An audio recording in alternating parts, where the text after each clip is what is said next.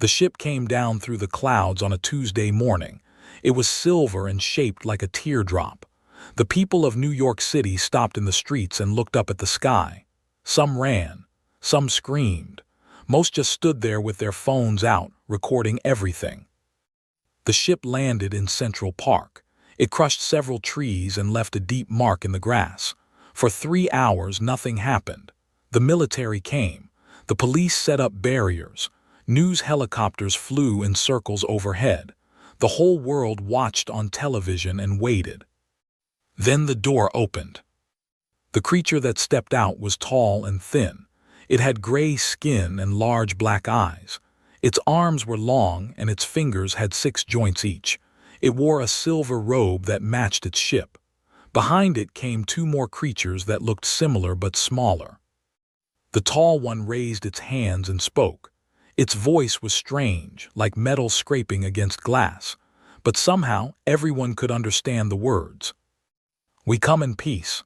We need to speak with your leaders, please. We are desperate." That was how it started. That was the day everything changed for humanity and for the galaxy. General Sarah Mitchell was the first military officer to meet with the aliens. She was 52 years old with gray hair cut short. She had fought in 3 wars and had seen many strange things in her life, but nothing had prepared her for this. The aliens called themselves Their leader was named. He sat across from General Mitchell in a large tent that had been set up near the landing site. His black eyes showed no emotion, but his long fingers kept moving nervously. "You must understand," said, "we did not come here by choice. We came here because we had no other option. We came here because we are dying." General Mitchell leaned forward. "Tell me everything." And so told his story. They were part of a great alliance of alien species. This alliance was called the Galactic Council. For 10,000 years, the Council had kept peace among hundreds of worlds. Different species worked together, traded together, and lived together in harmony. But 5 years ago, everything changed. A new enemy appeared from the dark space between galaxies. They called themselves No one knew where they came from. No one knew what they wanted. They did not talk. They did not negotiate. They only destroyed. They were like a plague. They swept through star system after star system. Their ships were black and covered with sharp points. Their weapons were more powerful than anything the Council had ever seen. In 5 years, they had destroyed 47 worlds. Billions of lives had been lost. "We have tried everything," said. His voice was heavy with sadness. "We have sent our best fleets. We have used our most advanced weapons. Nothing works. They adapt to everything we do. They learn our tactics and then defeat us. We are losing this war, General. In 1 year, maybe 2, the Council will fall. Every species in the Alliance will be destroyed." General Mitchell listened carefully. She had many questions. "If you have such advanced technology, why come to us? Earth has only been exploring space for a few decades. We are nothing compared to your alliance." Made a sound that might have been a sigh. "That is what we thought too. But then we heard stories. Strange stories about your species. Stories that made us wonder if perhaps we were wrong about you." "What kind of stories?" "Stories about your history, your wars, your survival." Leaned closer. "We studied your planet from afar. We looked at your past. What we found confused us greatly." General Mitchell waited for him to continue. "Your species is only 200,000 years old," said. "In galactic terms, you are infants, but in that short time you have faced extinction many times. Ice ages, plagues, wars that killed millions, natural disasters. Again and again, death came for your species, and again you survived." "That is just our history," Mitchell said. "Every species must face challenges." Shook his head slowly. "No, General, you do not understand. They have existed for 3 million years. In that time we have faced perhaps 5 serious threats to our survival. 5 in 3 million years. Your species has faced hundreds in just 200,000 years. And yet here you are, still alive, still growing, still reaching for the stars." He paused, and his black eyes looked directly into hers. "We came to ask you one question, General. How do you survive? What is your secret? Because whatever it is, we need it. The Galactic Council needs it, or we will all die." General Mitchell sat back in her chair. She thought about everything she had heard. She thought about human history, the wars, the disasters, the times when it seemed like everything was lost. And she thought about how humanity had always found a way to keep going. "I need to speak with my government," she said finally. "This is not a decision I can make alone, but I want you to know something, Ambassador. Whatever we decide, I am glad you came to us. I am glad someone finally asked for our help." The next few weeks were chaos. Every government on Earth argued about what to do. Some wanted to hide and protect themselves. Others wanted to help the aliens. Some did not believe the story at all. But in the end, the decision was made. Earth would help Earth would join the fight against The aliens were pleased but also confused. They had expected Earth to offer weapons. They had expected new ships and new technology. Instead, the humans offered something different.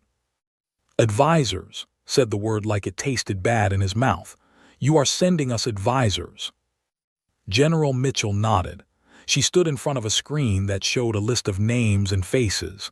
"These are our best: soldiers, strategists, experts in warfare. They will come to your front lines and help you fight." "But we do not need teachers," protested. "We have been fighting wars for millions of years. We need weapons, we need ships, we need firepower." "You said you tried all that," Mitchell replied calmly. "You said nothing worked. They adapt to everything you throw at them. So maybe it is time to try something new. Maybe it is time to learn how humans fight." Was not happy. Neither were the other members of the Galactic Council when they heard the news. They had hoped for a miracle weapon. Instead, they were getting a few hundred humans with no special technology at all. But they were desperate. They had no other choice, so they accepted the offer.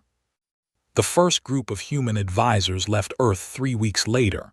There were 150 of them, soldiers from every country, veterans of every conflict, men and women who had spent their lives studying war.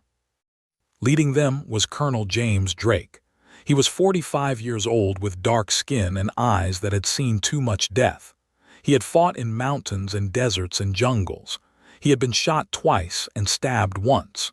He walked with a slight limp from an old injury that never healed right. When the transport ship left Earth's atmosphere, Drake looked out the window at the blue planet below. He wondered if he would ever see it again. Then he turned away and focused on the mission ahead. The journey to the front lines took 2 weeks. The human advisors traveled on a ship called the Bright Hope. It was a beautiful ship, all smooth curves and soft lights. Everything was clean and efficient. Everything worked perfectly. Drake noticed that the crew moved in very organized ways. They followed schedules exactly. They performed their duties the same way every time. There was no variation, no creativity, no surprises. He also noticed that they seemed afraid, not of the humans, but of the war they were flying toward. The fear showed in the way they moved, in the way they spoke to each other in quiet voices, in the way they avoided talking about what was waiting for them. One night, Drake sat in the ship's observation deck. He was looking at the stars when a young officer approached him. The officer's name was. He was small for his species and seemed curious about the humans. "May I ask you something, Colonel?" said. Drake nodded. "Go ahead." "Why did you come? You could have stayed safe on your planet. The do not know Earth exists. You could have hidden and survived. Why risk everything to help us?" Drake thought about the question for a long moment. Then he smiled slightly. "Let me tell you a story," he said. "A long time ago on Earth there was a great war, the biggest war in our history. Millions of people died. Cities were destroyed. It seemed like the whole world was burning." Listened with wide eyes. "In that war there was a time when one country stood alone against an enemy that had conquered everything else. Everyone said that country would fall. The enemy was too strong. There was no hope, but the leader of that country gave a speech. He said they would never give up. They would fight on the beaches. They would fight in the streets. They would never surrender. Drake looked out at the stars. That country survived. They won the war because they refused to accept that it was hopeless. They refused to give up even when giving up made sense. He turned to look at.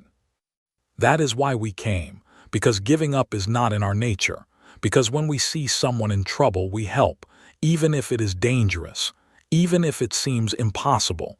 That is who we are. That is what makes us human. Was silent for a long moment. Then he asked another question. Is that your weapon, the one the council hopes you will share with us, this refusal to give up? Drake laughed softly. Maybe it is, but I think it is more than that. I think our real weapon is something else, something I cannot explain with words. You will have to see it for yourself. The ship arrived at the front lines 5 days later. The first thing Drake saw was destruction. The space around them was filled with broken ships and floating debris, the remains of a great battle, the remains of a defeat. The second thing he saw was fear. The soldiers at the forward base looked broken. They moved slowly.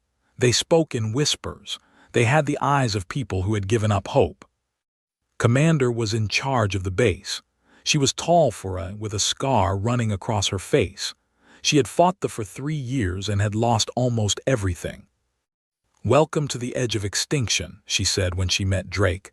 There was no warmth in her voice, only exhaustion. I hope you brought a miracle, Colonel, because that is what we need. Drake looked around at the base, at the tired soldiers, at the damaged equipment, at the screens showing the positions of enemy ships. No miracles, he said. Just new ideas. Show me everything. Show me how you fight. Show me how you lose. And then maybe I can show you how to win. Made a sound of disbelief. You think you can teach us how to fight? We have been warriors for millions of years. What can humans possibly know that we do not? Drake met her eyes without looking away. You said you keep losing. You said the enemy adapts to everything you do. That tells me one thing. You fight the same way every time. You follow the rules. You do what makes sense. You do what is logical. He stepped closer to her. They expect that. They have learned your patterns. They know what you will do before you do it. That is why they keep winning. Frowned, then what do you suggest? Fight without logic. That is madness. Drake smiled. It was not a nice smile. It was the smile of a wolf. Exactly, he said. Madness, unpredictability, doing the thing that makes no sense, doing the thing your enemy cannot expect because no sane being would ever do it. That is how humans fight. That is how we survive. And that is what I am going to teach you. Stared at him for a long moment. Then something changed in her eyes. It was small, just a tiny spark. But Drake had seen that spark before. It was the first light of hope in someone who had forgotten what hope felt like. Very well, Colonel, she said quietly. Show us this madness of yours. Show us how humans fight. Drake nodded. He turned to his team and gave a signal. The other human advisors spread out through the base, already starting their work, already beginning to teach, already planting the seeds of something new. The real war was about to begin. Not a war of ships and weapons, a war of ideas, a war of minds, a war that would show the galaxy what humanity was truly capable of. In the darkness of space, they were waiting. They did not know it yet, but they were about to face something they had never encountered before, something more dangerous than any weapon. They were about to face humanity at war. And nothing in the universe would ever be the same again. The first lesson began the next morning. Drake gathered all the officers in a large room. He stood at the front with a screen behind him showing the latest battle reports. Tell me about your last engagement, he said. Tell me exactly what happened. Commander stepped forward. The fleet appeared at the edge of the system. They had 47 ships. We had 52. We formed standard defensive positions and engaged at optimal range. Standard defensive positions, Drake repeated. What does that mean exactly? Our ships formed a crescent pattern facing the enemy. This allows maximum overlapping fire coverage and protects the command vessels in the center. It is the most efficient defensive formation. Drake nodded slowly. And what did they do? They split their fleet into 3 groups and attacked from multiple angles. They focused their fire on specific points in our formation. They broke through and destroyed 17 of our ships before we could retreat. Did they seem surprised by your formation? Looked confused by the question. No, why would they be surprised? It is the most logical choice for our situation. Drake turned to the screen and brought up a diagram. This is the problem. You always make the most logical choice. Know this. They have fought you for 5 years. They know exactly what you will do in any situation because you always do the logical thing. He changed the diagram to show something different. On Earth, we have a saying.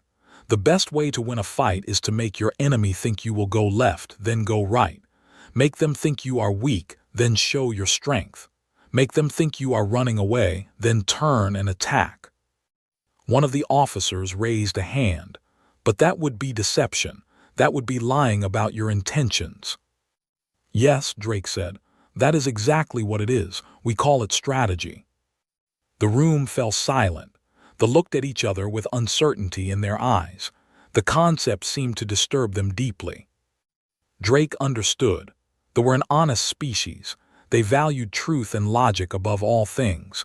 The idea of deception was uncomfortable for them, maybe even shameful. But war was not comfortable. War was not logical. And if they wanted to survive, they would have to learn some uncomfortable lessons. Let me show you something, Drake said. He brought up another image on the screen. It showed a human historical battle, ships on an ocean long ago. This happened on Earth hundreds of years ago. 2 fleets were fighting. One fleet was larger and stronger. They should have won easily. But the smaller fleet did something unexpected. They attacked at night when everyone was supposed to be sleeping. They used fire ships, boats filled with flames, and sent them crashing into the enemy. The larger fleet panicked and scattered. The smaller fleet won.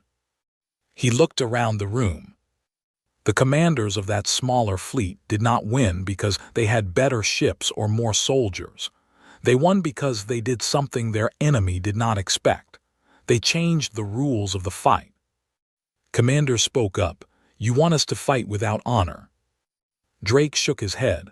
I want you to fight to win. I want you to survive. Honor means nothing if your species is extinct. The dead do not care about rules. The words hung in the air, heavy, uncomfortable, true. Drake turned off the screen. He looked at the officers one by one. Tomorrow we begin training. I will teach you how to think like humans, how to expect the unexpected, how to become unpredictable. It will be hard. It will feel wrong. But if you want to beat it is the only way. He paused at the door. The universe is not fair. The universe does not reward the logical or the honorable. The universe rewards those who survive, and survival is what humans do best. Then he left the room to let them think about his words. The first lesson was finished. The real work was just beginning. The training began at dawn. Drake gathered 50 soldiers in a large, empty cargo bay. The humans had cleared out all the equipment and painted lines on the floor. They looked confused. They had expected weapons training or tactical simulations. Instead, they were standing in an empty room. Today we play a game, Drake announced. It is called Capture the Flag. They looked at each other. A game? They were fighting for survival. They did not have time for games. Drake held up 2 pieces of cloth. One was red, one was blue. You will split into 2 teams. Each team has a flag. The goal is simple. Protect your flag and capture the enemy flag. The team that captures the other flag first wins. This seems childish, said one of the officers. His name was, and he was one of the highest-ranking warriors in the base. How does this help us fight the? Drake smiled. That is exactly what I want you to learn. This game teaches you to think differently, to adapt, to improvise. There are no standard tactics for this game. You must create your own. He threw the flags to two, who stood on opposite sides of the room. Begin. What happened next was exactly what Drake expected. The formed neat lines.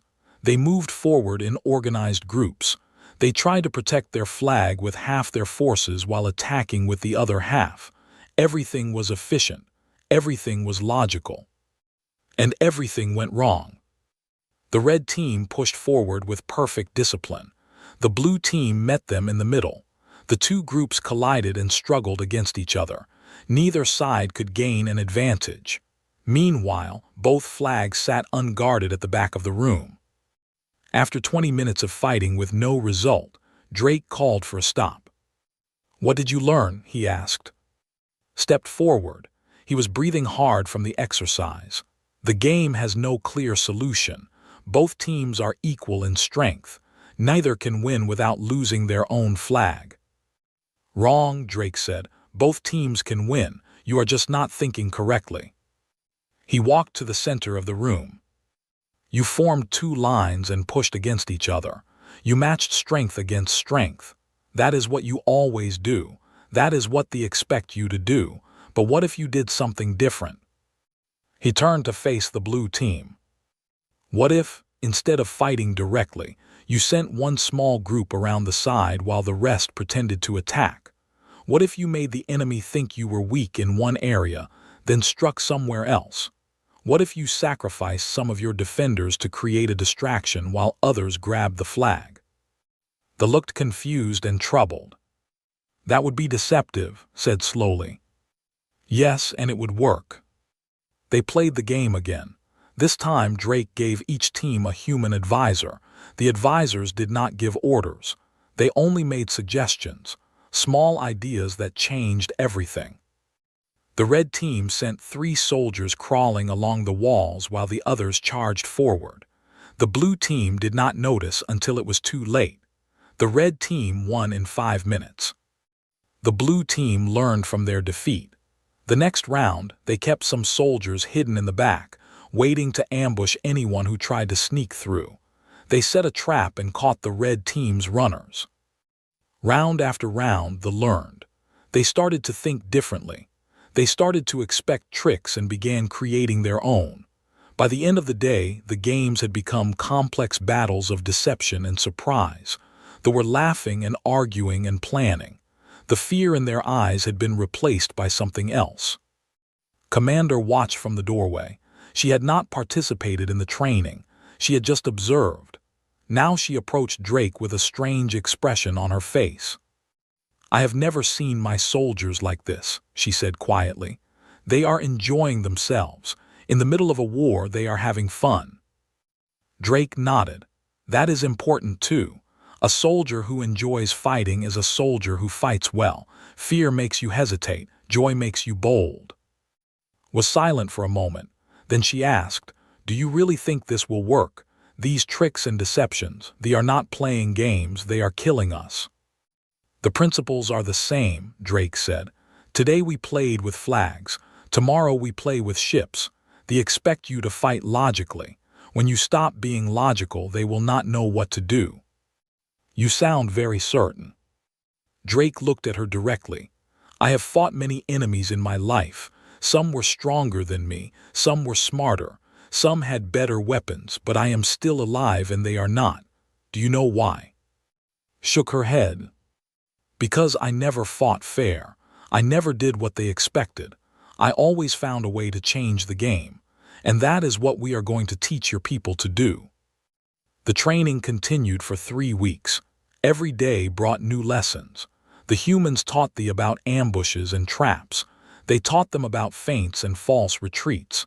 They taught them about psychological warfare, making the enemy afraid before the battle even started. Some lessons were simple: how to hide the true number of your forces, how to make a small group look like a large army, how to spread false information that would reach enemy ears. Other lessons were more complex: how to identify patterns in enemy behavior and use those patterns against them, how to create situations where the enemy would make predictable choices, then punish them for those choices. The hardest lesson was about sacrifice. They believed in protecting every soldier. They would never willingly send someone into danger if there was any other option, but war sometimes required sacrifice. Sometimes you had to lose a small battle to win a larger war. Drake gathered the officers one night to explain this concept. He told them about a human battle from long ago where a small group of soldiers held a narrow pass against an enormous army. They knew they would die. They went anyway. Their sacrifice gave their allies time to prepare and eventually win the war. 300 warriors held back thousands, Drake said. They all died, but their deaths meant victory for everyone else. They were troubled by this story. The idea of deliberately sacrificing soldiers went against everything they believed. How do you ask someone to die for a plan? Asked. How do you look them in the eyes and tell them they will not survive? Drake's face grew serious. You tell them the truth. You tell them why it matters, and then you let them choose. In my experience, when the cause is worthy and the need is real, humans step forward. They volunteer. They sacrifice themselves so others can live. Do all humans think this way? No, not all, but enough. Enough that when the moment comes, someone is always willing to stand in the fire so others can escape. Was quiet for a long moment, then he spoke slowly. Among my people we call such willingness the death wish. It is considered a sickness, a failure of logical thinking. We try to cure it. Among my people, Drake replied, we call it courage. We build statues to honor it. The training changed Drake could see it in the way they moved. They stood. They spoke louder. The despair that had covered them like a heavy blanket was lifting. Hope was returning. But hope was not enough. They needed a victory. They needed to prove that the new tactics actually worked against them. The opportunity came sooner than expected. Scout ships reported a small patrol entering the system. 5 ships, not a major threat but enough to cause damage. In the past, they would have formed defensive positions and waited for the attack. This time, Drake suggested something different. Let us go to them, he said during the strategy meeting. Let us attack before they expect it. Commander studied the tactical display. The ships were still far away, moving slowly through the outer system. They seemed to be searching for something. Attack them. We do not know their full strength. There could be more ships hiding nearby. There could be, Drake agreed. Or there could not be. They have never seen you attack first.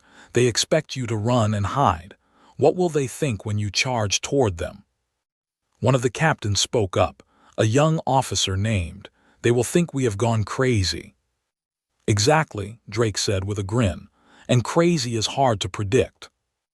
The plan was simple but unconventional. 3 ships would fly directly toward the patrol. They would look like they were attacking recklessly, without support. They would naturally move to destroy them. But hidden behind a small moon, 5 more ships would be waiting. When they committed to the attack, the hidden ships would emerge and catch them from behind. It is a trap, said slowly. We are setting a trap for them. A basic one, Drake admitted. But they have never seen you use traps before. They will not expect it. Made her decision. We do this. Captain, you will lead the forward group. Make them believe you are panicking. Make them believe you are making a mistake. Then lead them into the trap. Nodded, there was no fear in his eyes, only determination. I understand, Commander, we will not fail. The battle happened 2 days later. Drake watched from the command center as the ships moved into position. His heart was beating fast. Everything he had taught them was about to be tested. 3 ships flew toward the patrol. They moved quickly, almost recklessly. No formation, no organization, just 3 ships rushing toward the enemy. They responded exactly as predicted. Their 5 ships turned and accelerated. They saw weak prey running toward them. They saw an easy kill. They are taking the bait, said. Her voice was tight with tension. All 5 ships are pursuing. Drake watched the display. They were fast. They were closing the distance quickly. Ships turned and began to retreat, still looking panicked and disorganized. Steady, Drake said quietly. Keep them coming. They followed. They were completely focused on the fleeing ships. They did not see the 5 vessels emerge from behind the moon. They did not see them until it was too late. The ambush was devastating. The hidden ships fired at point-blank range into the rear of the formation. 2 enemy ships exploded instantly. A third was crippled and drifted helplessly. The remaining 2 tried to turn and fight, but now they were surrounded. Ships had stopped retreating and were attacking from the front. In 3 minutes it was over. All 5 ships were destroyed. They had lost nothing. The command center erupted in cheers. Officers were hugging each other and shouting. Some were crying. They had won. For the first time in years, they had won a battle against the commander stood very still. She stared at the display showing the debris of the enemy ships. Then she turned to Drake. They never saw it coming, she said softly. They flew right into the trap. That is how it works, Drake replied. Make them see what you want them to see. Make them think what you want them to think. Control their expectations and you control the battle. Nodded slowly. Something had changed in her eyes. The last traces of doubt were gone. She believed now. She understood. We need to do this again, she said. We need more victories. We need to show the Council that humans really do have something to teach us. That was always the plan, Drake said. One battle proves nothing. A pattern of victories changes everything. Over the next month, they won 7 more engagements. Each one was different. Each one used new tactics. They were confused. Their enemy had changed. The predictable prey had become dangerous hunters. News of the victories spread quickly through the Galactic Council. Other species began to ask questions. Who were these humans? What were they teaching how were they winning? Ambassador sent a message to Earth. Whatever you are doing, it is working. Send more advisors. Send as many as you can. Earth responded. 300 more human advisors were dispatched to various fronts. Soldiers, tacticians, and strategists spread throughout the Council's forces. They brought the same lessons Drake had taught. They planted the same seeds. But they were not stupid. They noticed the change. They began to study their new enemy. They captured prisoners and asked questions. They analyzed the new tactics and searched for patterns. Drake knew this was coming. He warned enjoy these victories but do not become overconfident. They will adapt. They will learn our tricks. When that happens, we will need new ones. Understood. So we must always keep changing, always stay one step ahead. Exactly. The moment you become predictable is the moment you start losing again. She looked at him with her alien eyes that he had learned to read. There was respect there now, and something else, something like friendship. When this war began, I thought we were doomed. I thought we had no chance against Now I think differently. Now I believe we can win. Why? Drake asked. Because of you, because of your people, you have shown us that strength is not just about weapons and ships. It is about thinking. It is about creativity. It is about refusing to accept defeat. She paused. You have given us something we lost long ago, something we did not even know we were missing. What is that? Hope, said simply. Real hope, not the desperate hope of those who have nothing else, but the confident hope of those who have found a new path.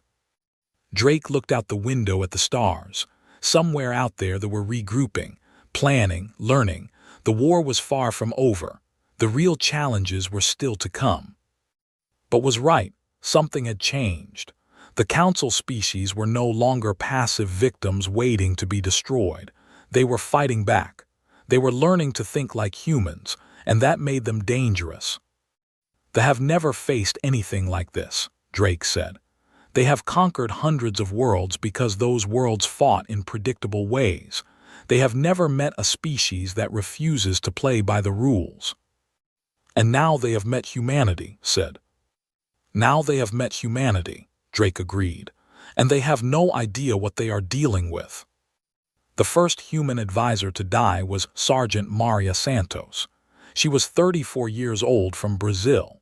She had been teaching a group of pilots new evasion techniques when a raiding party attacked the training facility. Santos did not run. She stayed with her students and helped them reach the escape ships. She held off long enough for 30 to evacuate. Then her position was overrun. When Drake heard the news, he felt the familiar weight of loss settle in his chest. He had known Santos for 10 years. She had been a good soldier and a better person. But he did not have time to mourn. They had attacked a training facility. That meant they knew about the advisors. They were targeting the humans specifically. They understand, Drake told. They know we are the ones changing things. They will try to kill us all. Looked worried. Should we move the advisors somewhere safer? Drake shook his head. That would mean hiding. That would mean fear. My people do not hide. We do what Santos did. We stay and we fight and we show your people what courage looks like. They held a ceremony for Santos. It was the first time they had honored a human in one of their sacred rituals. They spoke of her bravery. They spoke of her sacrifice. They added her name to their list of honored dead. Drake stood at the ceremony and watched them pay their respects. He thought about what Santos had done. She had died protecting people she barely knew, aliens from another world. She had given her life for them without hesitation. That was the human weapon, he realized, not tactics or strategies. Those were just tools. The real weapon was the human spirit, the willingness to sacrifice, the refusal to abandon others, the stubborn determination to keep fighting no matter what. They could not understand that. They conquered through fear and power. They had never met a species that was not afraid to die. Drake made a silent promise to Santos and to all the humans who would fall in this war. Their deaths would matter. Their sacrifices would be remembered. And in the end, their spirit would be the thing that destroyed the enemy. The war had truly begun. The easy victories were over. The real test was coming. And humanity was ready to show the galaxy what it meant to never give up. The counterattack came 3 months after the first human victories. It was larger than anything the Galactic Council had seen before. 2,000 ships emerged from dark space and swept through 3 systems in a single day. The devastation was terrible. Colonies that had stood for centuries were burned to ash. Billions of lives were lost. The hope that had been growing among the Council species turned to fresh terror. Drake received the news on the command ship Eternal Light. He stood in the tactical center, surrounded by officers who looked just as shocked as he felt. The display showed the enemy advance as a wave of red dots sweeping across the map. "They are sending everything," Commander said. Her voice was hollow. "This is not a raid. This is an invasion. They mean to end the war now." Drake studied the patterns of the attack. They were moving differently than before. Their formations were strange, unpredictable. They were not following their usual tactics. "They learned," he said quietly. "They watched what we did and they learned from it." "What do you mean?" "Look at their movements." Drake pointed to the display. "No patterns, no standard formations. They are doing what we taught you to do. They are being unpredictable." The room fell silent. They understood what this meant. The advantage they had gained was gone. They had adapted to human tactics and were now using similar methods against them. "Then we have failed," one officer said. "They have beaten us again." "No," Drake's voice was sharp. "We have not failed. They have learned to copy our tricks. That does not mean they have learned to think like us." "What is the difference?" Drake turned to face the room. His eyes were hard but not hopeless. "Anyone can learn to set a trap. Anyone can learn to use deception. But there is something else, something deeper, something they cannot copy because they do not understand it." He paused, gathering his thoughts. "You asked me once what humanity's real weapon is. I told you that you would have to see it for yourself. Now is the time. Watch what happens next and you will understand. The human advisors were scattered across the war front when they attacked. Some were with fleets. Some were at ground bases. Some were on worlds that fell within hours. The reports that came back told the same story. When they came, the humans did not run. They stayed and fought. They organized defenses. They held positions that should have been impossible to hold. They bought time for others to escape. Lieutenant Jake held a communication station on Prime for 11 hours. His team of 8 humans and 40 fought wave after wave of soldiers. They were outnumbered 20 to 1. They should have died in the first hour. But did not think about odds. He thought about the refugees fleeing the city behind him. 50,000 civilians trying to reach the evacuation ships. He told his team that they would hold until the last ship left. Then they would hold longer. When the rescue ships finally arrived, and 3 of his humans were still alive, they had held the station for 11 hours. 40,000 refugees had escaped because of them. On the colony world of, Captain Sarah organized a guerrilla resistance that lasted for 3 weeks. They controlled the cities but owned the wilderness. She struck at night. She destroyed supply lines. She freed prisoners. She made the enemy afraid to leave their bases. They sent 10,000 soldiers to find her. She had only 200 fighters, humans and together. She lost them all eventually, but not before killing 4,000 of the enemy and forcing them to divert resources from the main invasion. Story after story came in. Humans fighting impossible battles. Humans refusing to surrender even when surrender was the logical choice. Humans inspiring the aliens around them to do the same. Commander read these reports with growing amazement. She came to Drake one night with confusion in her eyes. "I do not understand," she said. "Your people are dying. These battles they fight they cannot win. They must know this. Why do they keep fighting?" Drake was sitting alone, looking at a list of names. Humans who had died that week. Friends he would never see again. "Because that is who we are," he said simply. "We do not fight because we know we will win. We fight because fighting is the right thing to do. We fight because giving up is not in our nature. But there is no logic in dying for a battle you cannot win." Drake looked up at her. His eyes were tired but still burning with something she did not have a word for. "Let me tell you something, Commander. In all of human history we have faced extinction many times. Ice ages that should have frozen us all. Plagues that killed half our population. Wars where we nearly destroyed ourselves. Every time we survived. Do you know how?" Shook her head. "Because somewhere, someone refused to accept that it was over.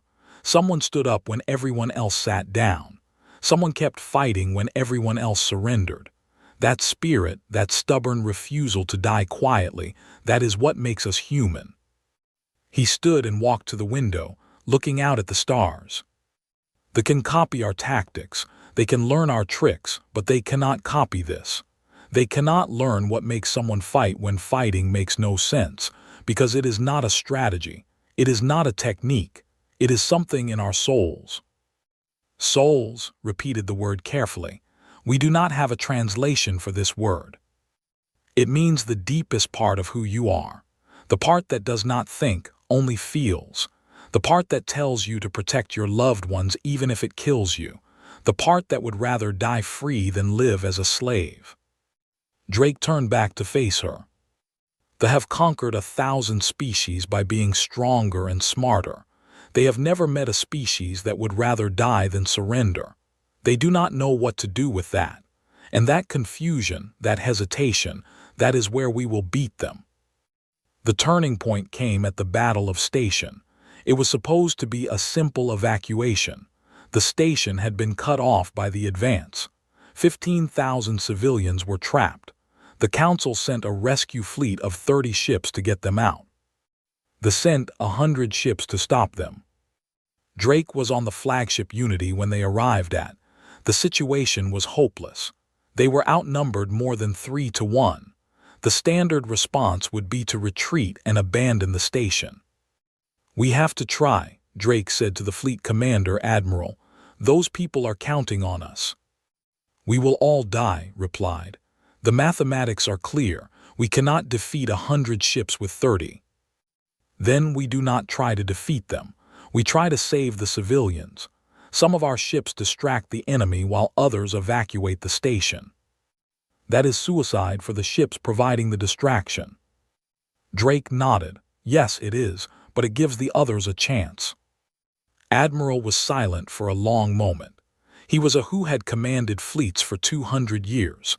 He had never lost a battle because he had never fought one he could not win. "You are asking me to sacrifice my crews for strangers," he said finally.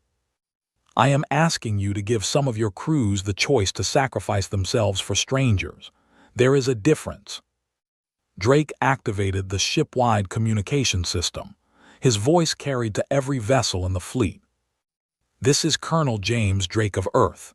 You all know the situation. We are outnumbered. If we fight this battle the normal way, we will lose. But there are 15,000 people on that station waiting for us. Civilians, families, children." He paused, feeling the weight of what he was about to say. "I need volunteers. Ships willing to engage the fleet directly and hold them in place while the others evacuate the station. I will not lie to you. This mission will probably be fatal for those who take it, but it will give everyone else a chance to live." Silence. Then a voice came through the communication system. "This is Captain of the Bright Horizon. My crew volunteers." Another voice. "This is Commander of the Stellar Dawn. We volunteer." More voices, one after another, officers stepping forward to accept certain death. In the end, 12 ships volunteered, nearly half the fleet. Admiral stared at the display showing the names of the volunteers. His long fingers trembled slightly. "Why?" he whispered. "Why would they do this?"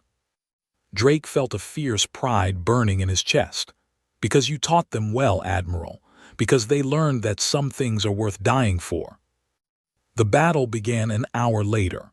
The 12 volunteer ships charged directly at the fleet. They flew in wild patterns, impossible to predict. They fired at random targets, spreading chaos rather than trying to achieve tactical objectives. They were confused. This attack made no sense. Why would a small group charge a larger force with no hope of victory? They suspected a trap. They hesitated. That hesitation was all the other ships needed. While they focused on the attacking vessels, 18 ships raced toward station. They began loading civilians as fast as they could. Captain led the charge. His ship was small and fast. He flew directly at the largest vessel, a command ship nearly 10 times his size. His weapons were doing no real damage. That was not the point. The point was to keep their attention. The point was to make them focus on him instead of the evacuation. His ship was hit 17 times in the first 5 minutes. Systems failed one after another. Half his crew was dead. He kept flying. Drake's voice came through the communication system. "The evacuation is half complete. Hold them a little longer." "Understood, Colonel." His voice was calm despite everything. "We will hold." More ships fell. The Bright Horizon exploded in a ball of fire. The Stellar Dawn was torn apart by concentrated fire. One by one, the volunteer ships were destroyed. But they did their job. They held the long enough. The last transport left station with the final group of civilians just as the 8th volunteer ship was destroyed. The remaining 4 ships immediately retreated at maximum speed. They tried to pursue, but they were scattered and disorganized from the chaotic battle. 15,000 civilians were saved. 12 ships and their crews were lost. When it was over, Admiral sat in his command chair and wept. Tears rolled down his gray alien face. He did not try to hide them. "They sacrificed themselves," he said. "They died so strangers could live. How do you teach that, Colonel? How do you put that into a training program?" Drake sat beside him. He felt empty, hollow. The victory had cost so much. You cannot teach it, he said quietly. You can only show it. You can only demonstrate what courage looks like and hope others find it in themselves. They will not understand this. They will think we were foolish to sacrifice trained crews for common civilians. Yes, they will think that, and that is exactly why they will lose in the end. Looked at him. You really believe that, after today, after all the death? Drake thought about Captain flying directly at a ship that could destroy him instantly. He thought about Commander ordering his crew to hold the line when escape was still possible. He thought about all the humans and who had chosen to die so others could live. I believe it more than ever, he said, because today I saw something that we'll never see. I saw courage that made no logical sense. I saw sacrifice that served no strategic purpose. I saw people choosing to be heroes because it was the right thing to do, not because it would help them win. He stood and looked out at the stars, where the debris of 12 ships still floated. The fight to conquer, we fight to protect. The sacrifice others to achieve their goals, we sacrifice ourselves to save others. The sea war as a contest of strength, we see it as a test of character. He turned back to, they will never understand us, and what they cannot understand they cannot defeat. News of the battle spread quickly through the Galactic Council. The story of the 12 ships became a legend. Songs were written. Memorials were built. Species who had never cared about the war suddenly began paying attention. More importantly, the story inspired others. Across the war front, Council soldiers began fighting with new determination. They had seen what was possible when fear was replaced by courage. They wanted to be worthy of that example. They noticed the change. Their advance slowed. Their easy victories became harder. The enemy they had been conquering for 5 years was suddenly fighting back with fierce determination. Drake received a message from Ambassador. The Council wants to know your secret. How did you turn a defeat into an inspiration? How did you make our people willing to die for each other? Drake thought about the question for a long time before answering. There is no secret, he wrote back. Only a truth that all species eventually learn. The strongest weapon in any war is not technology or tactics. It is the willingness to fight for something greater than yourself. That willingness cannot be manufactured. It can only be inspired. And inspiration comes from example. Show people what courage looks like and they will find courage in themselves. He sent the message and returned to his work. The war was far from over. They were still strong. Many more would die before it was finished. But something had changed. The hopelessness that had gripped the Council was gone. In its place was determination, will, the fierce stubbornness that refused to accept defeat. Humanity had given the galaxy something more valuable than weapons or ships. They had given them something to believe in, something worth fighting for. And that, Drake knew, was the beginning of the end for the. They had started a war thinking they were fighting against weakness. Now they were learning the terrible truth.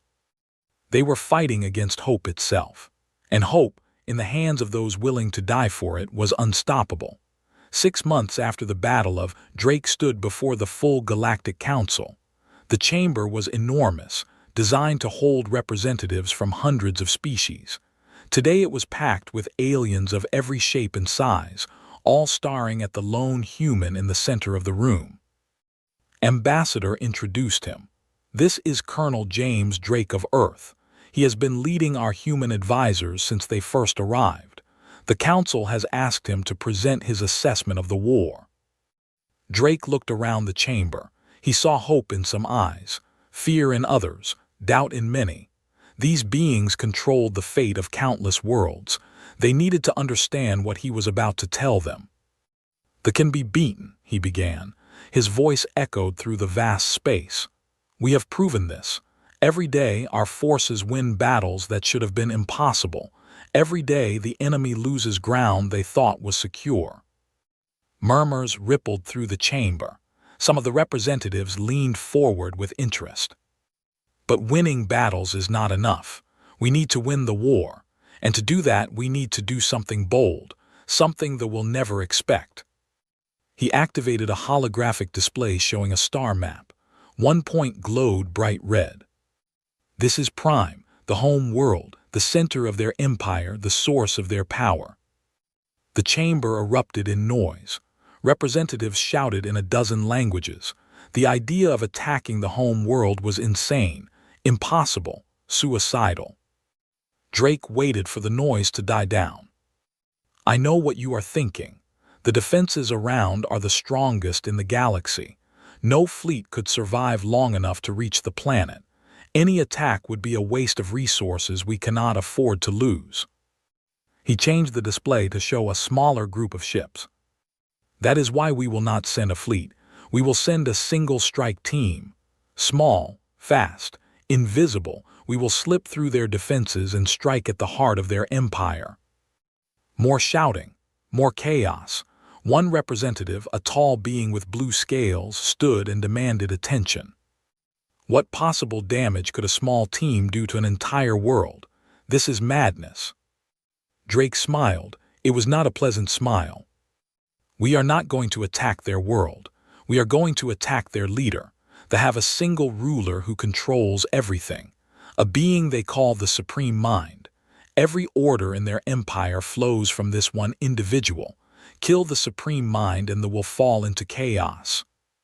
Silence fell over the chamber. The idea was radical, dangerous, but it made a certain terrible sense. How do you know this will work? Another representative asked. What if they simply choose a new leader? They cannot, Drake replied. We have studied them for months. Their entire society is built around the Supreme Mind. They do not know how to function without direct orders from their leader. When the Supreme Mind dies, they will not know what to do. They will hesitate. They will argue. They will fall apart. Admiral spoke from his seat in the section. And who would lead this mission? Who would volunteer for a journey that has almost no chance of survival? Drake met his eyes. I will lead it, along with volunteers from every species in the council. This will not be a human mission. It will be a council mission. We will show that all of us stand together. The debate lasted for 3 days. Many opposed the plan. They called it desperate, foolish, a waste of good soldiers. But in the end, the council approved it. They had no better options. The war was slowly being lost despite all the victories. Something dramatic was needed to change the course of history. Drake began selecting his team. He wanted the best fighters from every species. He wanted individuals who were willing to die for the mission but clever enough to survive if possible.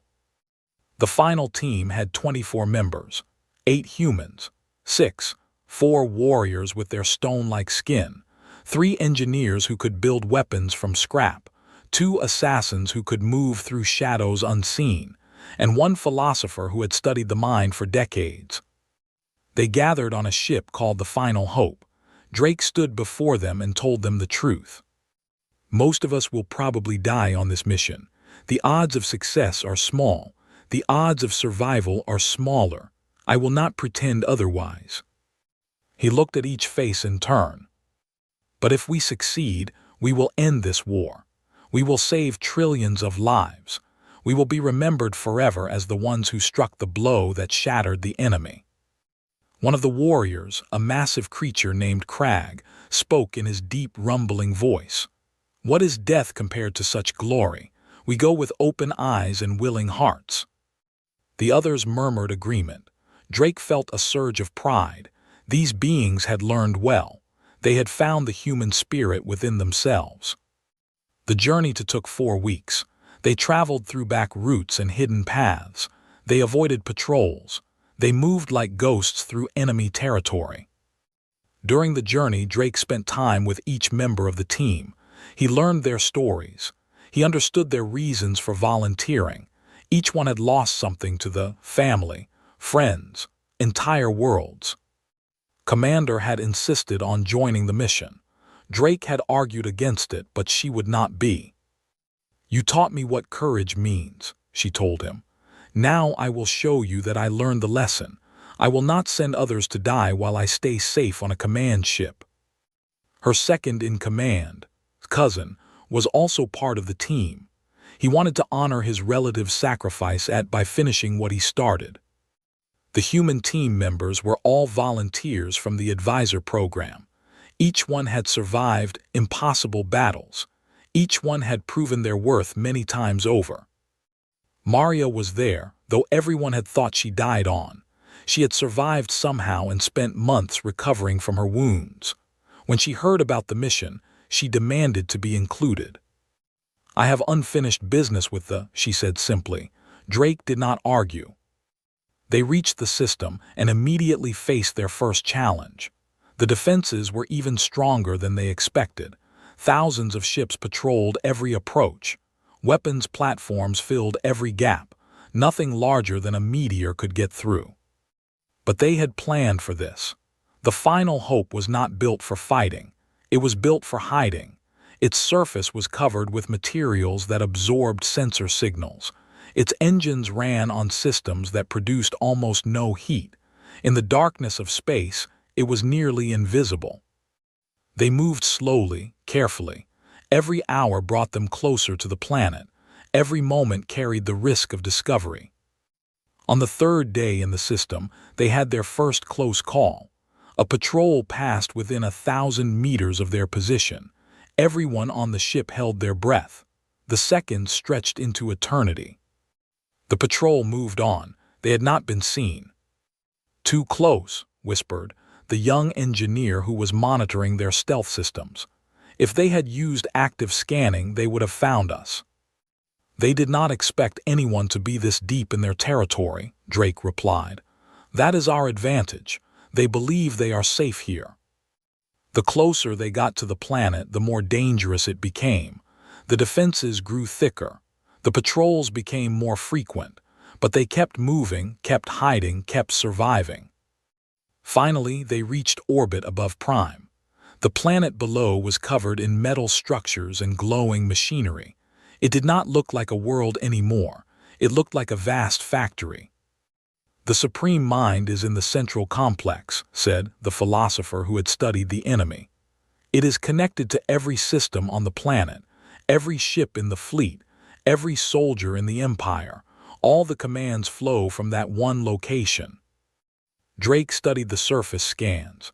The central complex was enormous, a mountain of twisted metal and pulsing lights. Getting inside would be nearly impossible. "We have one advantage," he said. "They have never had intruders reach this far. Their security is designed to stop fleets, not small teams. Once we are on the surface, they may not know how to respond." The team prepared for the landing. They put on stealth suits that would hide them from sensors. They checked their weapons one final time. They said whatever prayers their species believed in. The drop pods launched just after midnight local time. 12 small capsules fell through the atmosphere toward the enemy planet. Half were decoys designed to draw attention. The other half carried the strike team. Drake felt the heat and pressure as his pod screamed through the air. Through a small window, he could see the alien world rushing up to meet him. In a few minutes, he would either be on the surface or dead. The pod hit the ground hard. Drake was thrown against his restraints, but the suit absorbed most of the impact. He opened the hatch and climbed out into a nightmare landscape of metal and smoke. The others were landing nearby. He counted heads as they gathered. 22 out of 24. 2 pods had been hit during descent. 2 more team members lost before the mission truly began. There was no time to mourn. They had work to do. The journey to the central complex took 6 hours. They moved through tunnels and maintenance shafts, avoiding the soldiers who marched everywhere in perfect formation. The philosopher guided them, reading the alien signs and understanding the enemy patterns. They encountered guards twice. Both times the assassins handled the problem before anyone could sound an alarm. The soldiers died silently, never knowing what killed them. As they got closer to the complex, the defenses grew stronger. Sensors covered every surface. Guard posts appeared at every junction. The team moved slower and slower, finding narrower and narrower paths through the security. "There," whispered, pointing to a massive door that pulsed with strange light. "Beyond that is the chamber of the Supreme Mind." Drake looked at the door. It was sealed with locks that seemed to have no visible mechanism. Around it stood 20 soldiers in heavy armor. "Ideas?" he asked. Stepped forward. Distraction. Half of us draw the guards away, the other half breaks through the door. "Can we break through that door?" The engineers examined it from a distance. "We can try, no guarantees." "Then that is what we do. Take half the team and create chaos. Make as much noise as possible. Draw every guard in the area to your position." Nodded. "What about our escape?" Drake met her eyes. "There may not be an escape, you know that." "Yes, I know." She gathered her group and moved into position. Drake watched her go, knowing he might never see her again. The distraction began with an explosion that shook the walls. Then came weapons, fire, and screaming. The guards at the door reacted exactly as hoped. Most of them ran toward the noise. Only 5 stayed behind. Drake and his team attacked. The battle was brief and brutal. The warrior Crag grabbed 2 guards and crushed them together. The humans took down the others with precise shots. In 30 seconds, the door was clear. The engineers went to work. They attached devices to the door and began making adjustments. The rest of the team formed a defensive perimeter, watching for reinforcements. "Hurry," Drake said. He could hear more fighting in the distance, and her team were still alive, but they could not last forever. "Almost there," one of the engineers replied. "The lock is complex but not unbreakable. Give us 2 more minutes." Those 2 minutes felt like hours. Guards began appearing from other directions. Drake and his team fought to hold them back. Bodies piled up in the corridor. The door opened. Beyond it was a vast chamber filled with lights and machines. In the center, suspended in a web of cables and wires, was the Supreme Mind. It was not what Drake expected. It was not a creature or a being. It was a brain. A massive organic brain the size of a house, floating in liquid and connected to everything. "Destroy it," Drake ordered, "now." They fired everything they had: explosives, energy weapons, physical projectiles. The brain shuddered and writhed. The cables sparked and burned. Alarms screamed throughout the complex. "It is dying," said. There was awe in his voice. "The Supreme Mind is dying. I can feel the commands stopping, the connections breaking. The Empire is falling apart." Drake kept firing until his weapon was empty. The brain had stopped moving. The lights were going dark one by one. The Supreme Mind of the was dead. "Mission complete," he said into his communicator. "All teams retreat if possible. We did it." Static answered him. He did not know if anyone heard. He did not know if anyone was still alive to hear. The escape was chaos. The soldiers on were confused and directionless without the Supreme Mind to guide them. Some fought with fury. Others stood still, not knowing what to do. Some actually fought each other, different factions disagreeing on how to respond. Drake led his remaining team through the chaos. They fought their way back to the surface. They reached their emergency extraction point just as a council rescue ship arrived.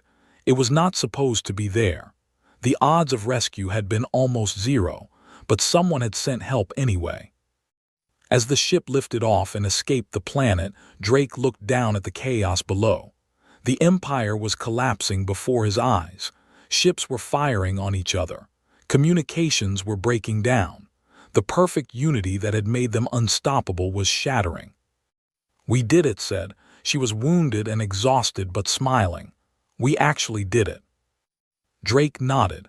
They had lost 12 team members, was alive but badly injured.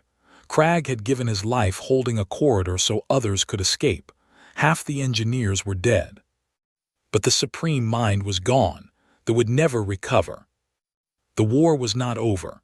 There would be more battles, more death, more sacrifice. But the outcome was no longer in doubt. The galaxy would survive.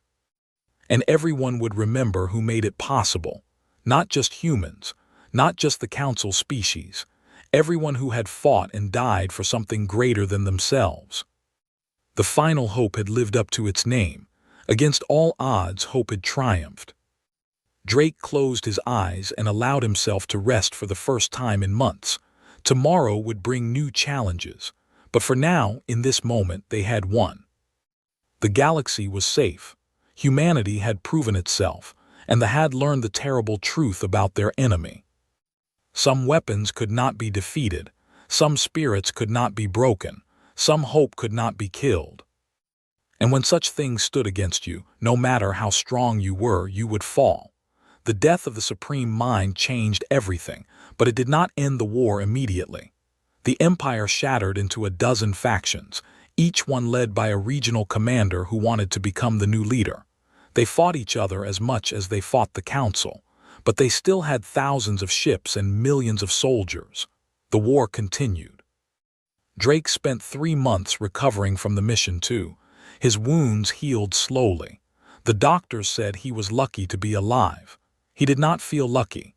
He felt the weight of every person who had died under his command. Commander recovered in the bed next to his.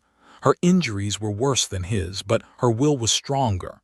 She was walking before the doctors allowed it. She was planning the next campaign before she could hold a weapon. "They are retreating everywhere," she told Drake one afternoon. "Without the Supreme Mind, they cannot coordinate their fleets. Our forces are pushing them back system by system." "But they will not surrender," Drake said. He had studied the enemy long enough to know their nature. Even broken, they will fight. Pride will not let them accept defeat. "Then we must defeat them completely. We must show them that resistance is hopeless." Drake nodded. He knew what was coming. The final battle. The last confrontation that would decide the fate of the galaxy. It was approaching fast. The factions eventually stopped fighting each other. A new leader emerged from the chaos. He called himself the successor, and he united the remaining forces under his command. He was not as powerful as the Supreme Mind, but he was determined to avenge the old leader's death. The successor gathered every ship and soldier still loyal to the cause. He assembled an armada of 1,500 vessels at the edge of Council space. Then he sent a message. "Face us in battle. Bring everything you have. Let us end this war with one final fight. The winner takes everything. The loser is destroyed forever." The council debated for days. Many wanted to refuse the challenge. They had the advantage now. Why risk everything on a single battle? Drake addressed the assembly. His body was still healing, but his voice was strong. "We have to accept, not because it is smart, but because it is right. The challenge is about honor. If we refuse, they will think we are cowards. They will keep fighting for years, hoping we will eventually make a mistake." He paused and looked around the chamber. "But if we face them and win, we break their spirit completely. They will know that even at their strongest, they could not beat us. They will know that there is no hope of victory. And then, finally, they will stop fighting." Admiral stood to speak. He had become a fierce supporter of human methods since. "I agree with Colonel Drake. We must end this properly. The galaxy deserves peace. Our children deserve to grow up without the shadow of war over their heads. Let us finish this." The vote was close, but in the end the council agreed. They would accept the challenge. The final battle took place in a system with no name, just a number on star charts. The council assembled everything they had. 2,000 ships from 100 different species, the largest fleet in the history of the galaxy. Drake was given command of the human contingent. 300 ships crewed entirely by humans. Earth had sent everything they could spare. This was the moment humanity would prove itself forever. Commanded the fleet from the flagship Eternal Victory. She had recovered enough to lead, though she still walked with a limp. Her officers had begged her to stay behind. She refused. "I started this journey as a defeated commander waiting to die," she told Drake before the battle. "Now I will end it as a victor. I owe that to everyone we lost along the way." The two fleets faced each other across 1,000,000 kilometers of empty space. The Armada was a wall of black ships bristling with weapons. The Council fleet was a rainbow of different designs and colors, each species contributing their best. The successor sent one final message. "This is your last chance to surrender. Give us the humans who killed the Supreme Mind and we will spare the rest." Drake replied for the Council, "Come and take them." The battle began with a roar of engines and weapons fire. The two fleets crashed together like waves meeting in a storm. Ships exploded. Debris filled the void. Death was everywhere. Drake commanded from the bridge of the ship Earth's Pride. He watched the tactical display and gave orders with calm precision. Years of combat had taught him to stay focused even in chaos. They fought with desperate fury. They knew this was their last chance. If they lost here, their empire would collapse forever. They held nothing back. But the Council forces had something that did not. They had unity. They had hope. And they had the human spirit that refused to accept defeat. The turning point came 3 hours into the battle. The commander sent his heaviest ships against the center of the Council formation. It was a brutal strategy meant to break through the line and split the fleet in two. Drake saw it coming. He gathered the human ships and moved to intercept. "All human vessels," he commanded, "form around me. We stop them here." 300 ships positioned themselves directly in the path of the assault. They were outnumbered and the math said they should lose. But math did not account for human stubbornness. The heavy ships slammed into the human formation. The battle became a grinding fight at point-blank range. Ships traded fire so close they could almost touch. Humans died by the thousands, but they did not retreat. They held their ground and fought with everything they had. Ship was destroyed, but she escaped in a pod and was picked up by another vessel. She immediately took command and kept fighting. Who had grown from a nervous young officer to a skilled captain, led a squadron against a dreadnought 3 times his size. He lost 4 ships but destroyed the dreadnought in the end. One by one, the human ships fell. 200 became 100, 100 became 50, 50 became 20. But they held. They stopped the assault in its tracks. The enemy heavy ships could not break through. Drake's ship was badly damaged. Half his crew was dead. One engine was gone. Life support was failing. He kept fighting. "Admiral," he said into the communication system, "now is the time. Hit them from the side while they are focused on us." Had been waiting with the reserve fleet, 500 ships that had stayed out of the main battle. Now they struck at the flank with full force. The enemy formation shattered. Ships that had been pressing forward suddenly had to turn and defend themselves. The coordinated assault became a chaotic mess. Saw the opportunity and attacked from the other side. The ships drove deep into the line, aiming directly for the successor's command vessel. The successor tried to rally his forces. He called for reinforcements that did not exist. He demanded counterattacks that could not happen. For the first time, they were truly losing. Drake watched from his dying ship as the enemy fleet broke apart. Some vessels surrendered. Others tried to flee. A few fought to the death, but organized resistance was over. The successor's ship was surrounded by vessels. Gave him one chance to surrender. He refused. The ship exploded in a ball of fire. The leader of they was dead. The war was over. The celebration lasted for days. Across the galaxy, beings of every species sang and danced and wept with joy. The nightmare that had haunted them for years was finally finished. Drake did not celebrate. He sat in a medical bay, looking at the list of the dead. 8,000 humans had died in the final battle. Thousands more had died throughout the war. Each name was a person with a family and dreams and a life cut short. Found him there on the 3rd day after the victory. "You should be celebrating," she said. "You are a hero. The entire galaxy knows your name."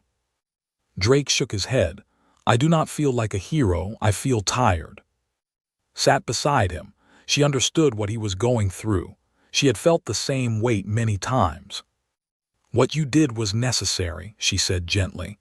Without you, without your people, we would all be dead. The would have conquered everything. Trillions of lives would have been lost.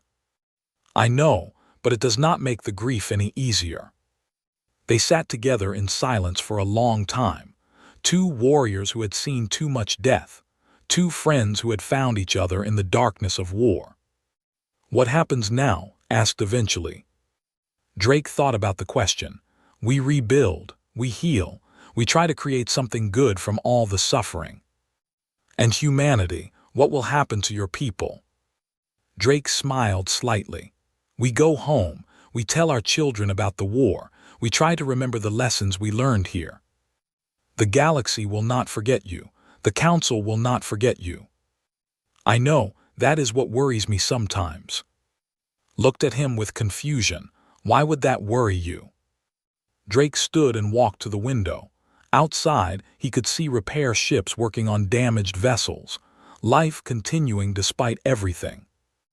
Before the war, humanity was unknown. We were a small species on a small planet just beginning to explore the stars. Now everyone knows us. Everyone has opinions about us. Some see us as heroes. Others may see us as dangerous. He turned back to face her. We showed the galaxy what humans can do when we fight. We showed them our creativity, our stubbornness, our refusal to surrender. These are our strengths, but they can also make others afraid. Nodded slowly. You are worried about the future, about how other species will treat humanity now that they know what you are capable of. I am worried about everything. That is what soldiers do when the war ends. We worry about what comes next. The formal ceremony took place 1 month after the final battle. Every species in the council sent representatives. They gathered in the great chamber where Drake had first proposed the mission to. Drake stood before them wearing a new uniform. His wounds had healed. His hair had turned gray during the war, but his eyes were still sharp and bright. Ambassador spoke first. We gathered here years ago to ask humanity for help. We were desperate. We were dying. We did not know if anyone could save us. He turned to face Drake. We asked you what your secret was, how you survived when others fell. You did not answer us directly. You said we would have to see for ourselves. Now we have seen. The chamber was completely silent. Every being listened intently. Humanity's weapon is not technology. It is not tactics. It is not even your famous stubbornness, though that is certainly part of it. Paused for a long moment. Your weapon is your spirit, the thing inside you that refuses to accept defeat, the thing that makes you stand up when falling down makes more sense, the thing that makes you sacrifice yourselves for strangers you will never meet. He walked down from his podium and stood before Drake. We cannot copy this weapon. We cannot buy it or build it, but you have shown us that we can learn it. You have inspired billions of beings across the galaxy to find that same spirit within themselves. That is your greatest gift to us. Not victory in war, but the knowledge that victory is always possible if we refuse to give up. Drake felt emotion rising in his chest. He had not expected this. He had expected medals and speeches. He had not expected understanding. Thank you, he said simply. But the victory belongs to everyone who fought, humans and all the others. We won together. Yes, agreed. We won together, and that is perhaps the most important lesson of all. Alone, any species can fall. Together, we are unstoppable. The ceremony ended with the council offering humanity a permanent seat. No longer observers or visitors, full members with equal voice and vote. Earth accepted the honor with humble pride. Drake returned home 3 months later. He had spent years away from the planet of his birth. The blue oceans and green continents looked beautiful from orbit. He had forgotten how beautiful. A shuttle took him down to a landing pad in New York, not far from where the first ship had landed years ago. A crowd was waiting. thousands of people cheering and waving flags. He walked through the crowd slowly, shaking hands and accepting gratitude. He saw children looking at him with wonder in their eyes. He saw veterans who understood what he had been through. He saw a world that had been changed forever by its contact with the galaxy. At the edge of the crowd, he spotted someone familiar, an old woman in a wheelchair, attended by a young nurse, his mother. She was 83 years old and had watched every report from the war with fear and hope. Drake walked to her and knelt beside the wheelchair. No words were necessary. She simply reached out and touched his face, feeling the new lines and scars that war had left there. "You came back," she whispered. "I promised I would," he replied. They stayed like that for a long moment while the crowd celebrated around them. A soldier who had saved the galaxy, a mother who had never stopped believing. Later that night, Drake stood alone on a balcony overlooking the city. The lights of New York sparkled below him. Somewhere up there, beyond the clouds and the atmosphere, the galaxy was continuing. They were rebuilding. The other species were returning to their lives. The war was becoming history. He thought about everything that had happened. The battles, the deaths, the victories, the friendships formed with beings he had never imagined meeting, the lessons he had learned about courage and sacrifice and hope. Humanity had been tested and proven worthy. They had shown the galaxy what it meant to be human, and in doing so, they had discovered something about themselves. The universe was vast and full of dangers. There would be other threats, other challenges, other moments when everything seemed lost. But now humanity knew they could face anything, not because they were stronger or smarter than everyone else, but because they carried within them a fire that could not be extinguished, a determination that could not be broken, a hope that could survive any darkness. That was humanity's true weapon. That was what made them dangerous, and that was what would carry them forward into whatever the future held. Drake smiled and looked up at the stars. Somewhere out there was probably doing the same thing, looking at the sky and thinking about all they had shared, all they had lost, all they had gained. The war was over, peace had come, but the story of humanity was just beginning. And it would be a story worth telling for 1,000 generations to come. The galaxy had learned to fear humanity. They had also learned to love them, and in the end, that was all that mattered. Because the most dangerous weapon in the universe was not a bomb or a ship or an army. It was a species that could not be conquered, a people who refused to surrender, a race that would stand against any darkness and say with one voice, "We will not fall." That was humanity, and the galaxy would never forget. The stars had always called to humanity. For thousands of years, people looked up at the night sky and wondered what was out there. They built telescopes. They sent rockets. They dreamed of meeting other beings among the stars. In the year 2187, that dream came true, but it was not the meeting anyone had hoped for. Captain stood on the bridge of the Defiance. The ship was not large. It was a patrol vessel, one of 20 that guarded the outer edges of Earth's solar system, had served in the Earth Space Navy for 15 years.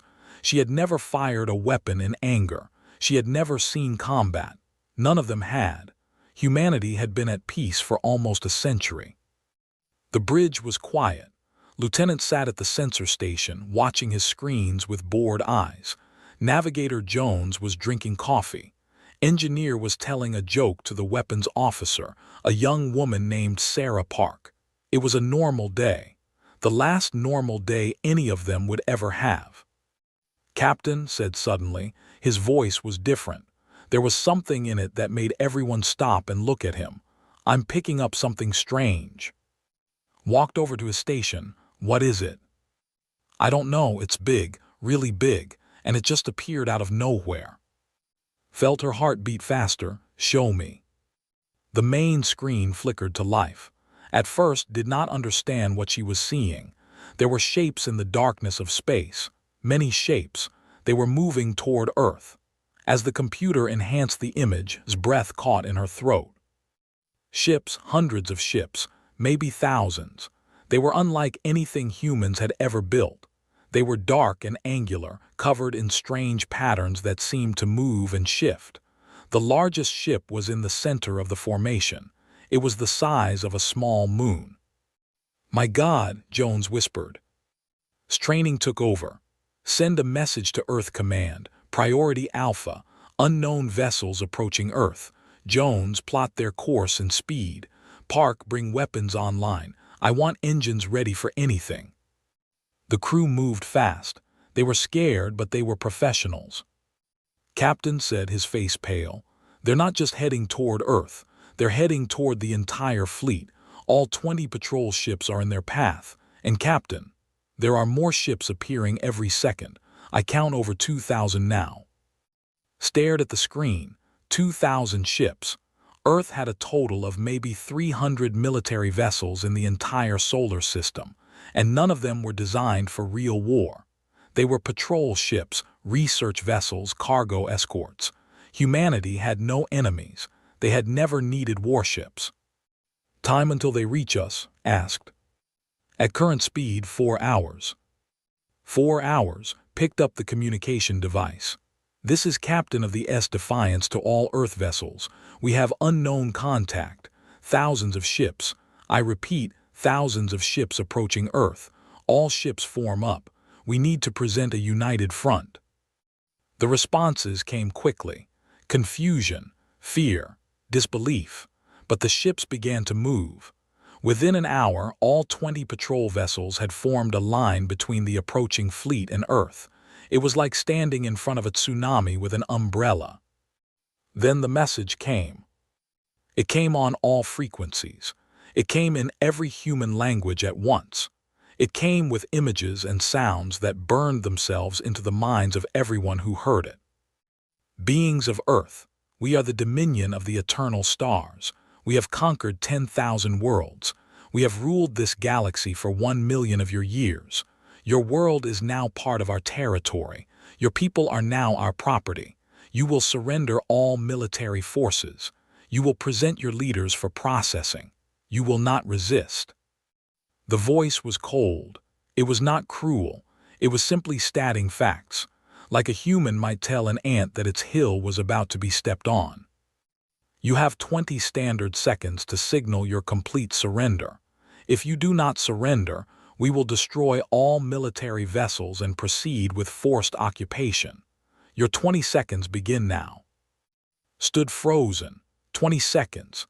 The aliens were giving humanity 20 seconds to decide its fate. Around her, her crew looked at her with wide eyes.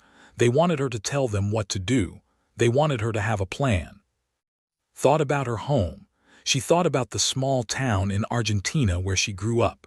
She thought about her mother, who still made the best empanadas in the world.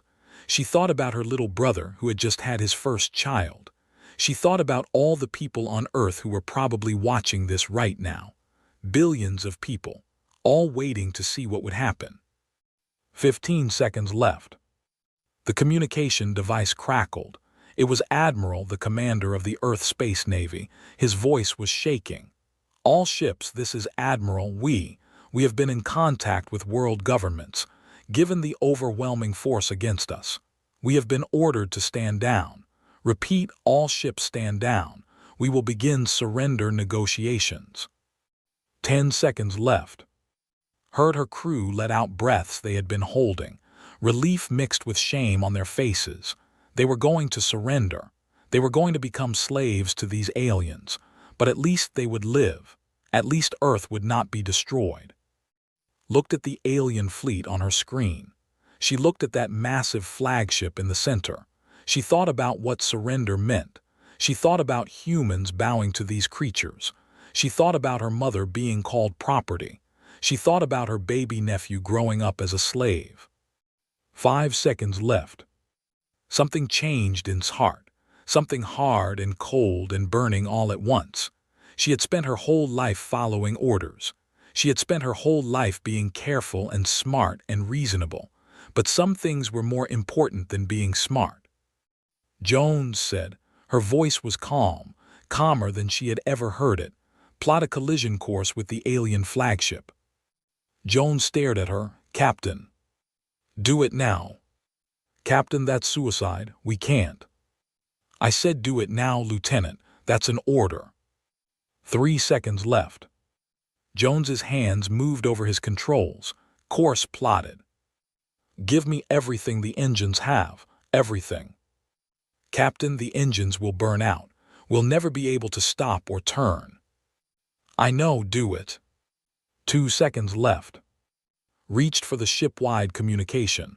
All hands, this is the captain. Brace for impact. We're going in. 1 second left. The alien message ended. On the main screen, saw the alien weapons begin to power up. She saw the other Earth ships beginning to lower their shields in surrender. She saw the alien flagship sitting there like a giant spider in the center of its web. Now said. The Defiance shot forward. The ship was never designed for this kind of speed. The hull groaned. The lights flickered. Crew members were thrown from their feet, grabbed onto her command chair and held on as the stars became lines of light around them. 30 seconds to impact, Jones shouted over the noise. The aliens noticed them. Of course they did. The Defiance was heading straight for their flagship at impossible speed. Weapons fire began to streak toward the small human ship. The shields took hit after hit. Warning alarms screamed. Shields failing, Park reported, somehow still at her station. Keep going, said. 20 seconds to impact. A blast hit the side of the ship. The hull tore open. 3 crew members were sucked into space before the emergency doors closed. Did not look back.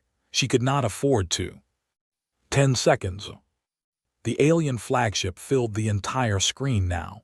Could see its surface, covered in those strange moving patterns. She could see what looked like windows. She wondered if the aliens inside could see her coming. 5 seconds. Another blast hit them. The lights went out. The engines died, but momentum carried them forward. Nothing could stop them now. Brace screamed. The Defiance, a small patrol ship with a crew of 42 humans, struck the flagship of the Dominion of the Eternal Stars at 3% the speed of light. The impact was like nothing the galaxy had ever seen. The Defiance was destroyed instantly. Every human aboard died in less than a heartbeat. But the damage they caused was beyond calculation. The small ship had become a weapon of pure energy. It punched through the alien flagship like a bullet through paper. The flagship broke apart. Its weapons went silent. Its lights went dark. It split into 3 pieces that tumbled through space, leaking fire and atmosphere. On Earth, billions of people watched in shock. They had just seen a single human ship destroy the largest alien vessel in the fleet. They had just seen 42 of their people choose death over slavery. On the alien ships there was chaos. No species had ever attacked them, not once in a million years of conquest. Every world they found had surrendered. Every race had bowed. It was the natural order of things. The strong ruled and the weak obeyed. But these humans had not obeyed. For 3 long minutes nothing happened. The alien fleet hung in space. The Earth ships floated nearby, their crews staring at the wreckage of the flagship. No one knew what to do. Then Admiral's voice came over the communication system. It was different now. The fear was still there, but something else was there too. Something that sounded like hope. All Earth ships. This is Admiral, new orders from Earth Command. We do not surrender. Repeat, we do not surrender. All ships. Engage the enemy. It was madness. 20 small patrol ships against over 2,000 alien warships. It should have been over in seconds. But something strange happened. The alien fleet did not attack. They did not move. For the first time in a million years, the Dominion was confused. They had protocols for everything. They had procedures for every situation. But they had no protocol for this. They had no procedure for a species that chose death over surrender. The Earth ships formed up. They raised their shields. They powered their weapons. 19 ships faced 2,000. On the alien command ship, the new fleet commander stared at his screens. His name was something humans could not pronounce. He had conquered hundreds of worlds. He had seen millions of beings bow before him, but he had never seen anything like this. "Report," he demanded. "The primitive vessel destroyed the great ship, Commander. All aboard are dead, including the High Admiral." "How? Their technology is nothing. They are barely capable of space travel." They flew their ship into us, Commander, at high speed, on purpose." The commander was silent for a long moment. "They sacrificed themselves." "Yes, Commander." "Madness, absolute madness." The commander turned to his tactical officer. "Destroy the remaining ships, then proceed to the planet." "Yes, Commander." The alien fleet began to move. Weapons powered up. The Earth ships seemed tiny and helpless before them. But then another message came from the planet. It was broadcast on all frequencies, just like the alien message had been. But this voice was human. It was the Secretary General of the United Nations, speaking from Geneva. "To the alien fleet, you gave us 20 seconds to surrender. We used those seconds to show you who we are. We are humans. We do not surrender. We do not bow. We do not become property. Captain and her crew just showed you what we are willing to do. Every ship in our fleet will do the same. Every human on Earth will do the same. You can kill us all, but you will never own us." The commander listened to the message. He thought about what had just happened. One tiny ship had destroyed his flagship. The humans said all their ships would do the same. It was a bluff. It had to be a bluff. No rational species would choose extinction over submission. But these humans were not rational. The commander had just watched them prove that. "Commander," the tactical officer said, "orders." The commander made his decision. "Hold position. I need to consult with the High Council. This situation is unprecedented." For the first time in a million years, the Dominion hesitated. On Earth, people began to cheer. They did not know what would happen next. They did not know if they would live or die. But they knew that for now, in this moment, they had not surrendered. 42 people had given their lives to show the universe that humanity would not bow. In the wreckage of the alien flagship floating among the debris, there was a piece of metal. It was from the Defiance. On it, barely visible, was the ship's motto. The words had chosen when she first took command, years ago, never knowing how important they would become. The words said, "Still standing." The metal tumbled through space, carrying that message into the darkness. It was a small thing, a tiny piece of a tiny ship, but it meant everything. The first battle was over, but the war was just beginning. Across the galaxy, word began to spread. A species called humans had destroyed a Dominion flagship. They had chosen death over surrender. They had done the impossible. For the first time in a million years, the conquered peoples of 1,000 worlds began to wonder, what if we did the same? The universe would never be the same. And it all started with 20 seconds and one ship that refused to stop. 3 days had passed since the Defiance had burned its way into history. 3 days since 42 humans had shown the galaxy what their species was made of. 3 days of waiting, watching, and wondering what would come next. The alien fleet still hung in space just beyond Mars. They had not attacked. They had not retreated. They simply waited, and humanity waited with them.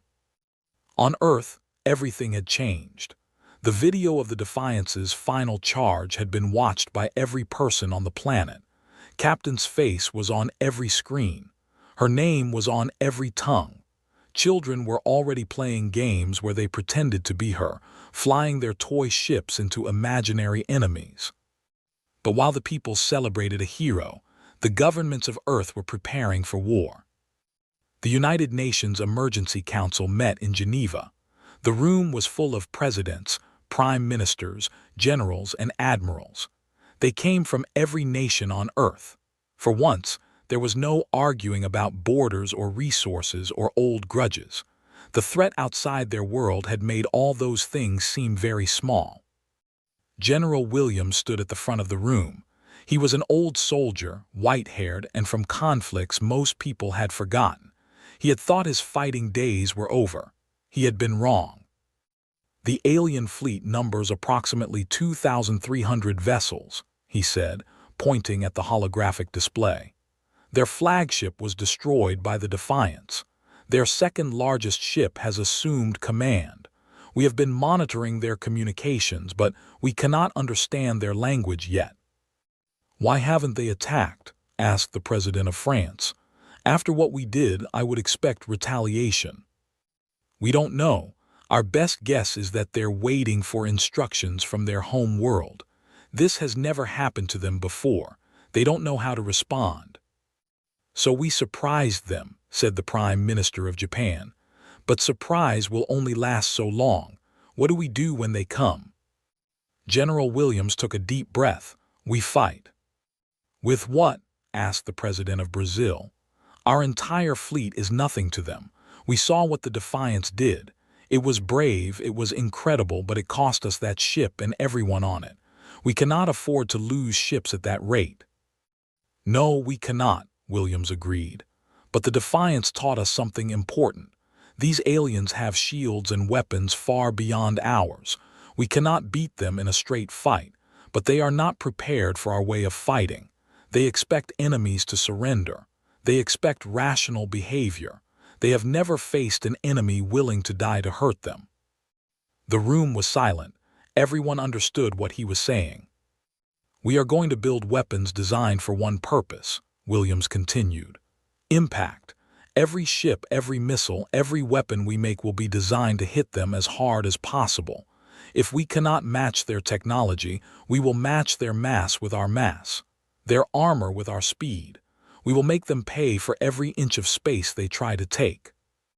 The Secretary General of the United Nations stood up. General Williams, you are talking about sending our people on suicide missions. No, sir. I am talking about giving our people the tools to fight back. The Defiance crew did not go on a suicide mission. They went on an attack mission. They knew they might not come back. They went anyway. We need to give that choice to more of our people. We need to build a military that can make the aliens bleed. And you think we can do this in days, weeks? I think we have no choice. Every day we delay is a day they might attack. We need to start now. Far from Earth, on the alien command ship, Commander Vexaron was having his own meeting. The room was dark, lit only by floating lights that moved like living things. Around him sat the senior officers of the fleet. None of them had slept since the destruction of the flagship. The High Council has responded, Vexaron announced. His voice was calm, but his inner thoughts were troubled. They are sending additional forces, 3 more fleets. They will arrive in 20 local days. With respect, Commander, said his tactical officer, why do we need 3 more fleets? This world has perhaps 300 small ships. We have over 2,000. We could destroy them in hours. We could, Vexaron agreed. And then what? We land on the planet. We begin processing the population. And every human does what those 42 did on that ship. They attack us. Not with weapons, with their own bodies, with their own vehicles, with anything they can find. They would die. Yes, they would, and we would lose troops. We would lose equipment, we would lose time. And in the end, what would we have? A dead planet, empty cities, no slaves, no resources, no value. The officers shifted uncomfortably. The Dominion did not destroy worlds. They conquered them. They took their populations and their resources and added them to the empire. A dead world was worthless. These humans, Vexaron continued, are a problem we have never faced. Every species we have met has had a survival instinct. They fight until they cannot win and then they surrender. It is logical. It is rational. It is how intelligent beings behave. But the humans are not rational. No, they are something else. Vexaron pulled up the video of the Defiance's attack. He had watched it hundreds of times now. Look at this ship, it is small, it is weak. Its weapons could not scratch our shields. By every measure it should have surrendered, but instead its commander made a choice. She decided that death was better than submission, and her crew followed her. One human, said the communications officer. One ship. Perhaps she was defective, perhaps her crew was forced. Perhaps, but then explain this. Vexoran played the message from the human Secretary General. The words echoed through the room. Every ship in our fleet will do the same. Every human on Earth will do the same. You can kill us all, but you will never own us. Words, just words. Are they? Look at their history. Vexoran brought up files the intelligence division had compiled. This species has been fighting itself since it gained intelligence. Wars over territory, wars over beliefs, wars over resources, wars over ideas. They have killed billions of their own kind, and yet they keep fighting. They never stop. That makes them dangerous. That makes them terrifying. Vexoran turned off the display. The High Council wants us to wait. They want to study these humans more before we proceed. They want to find a weakness, something we can exploit.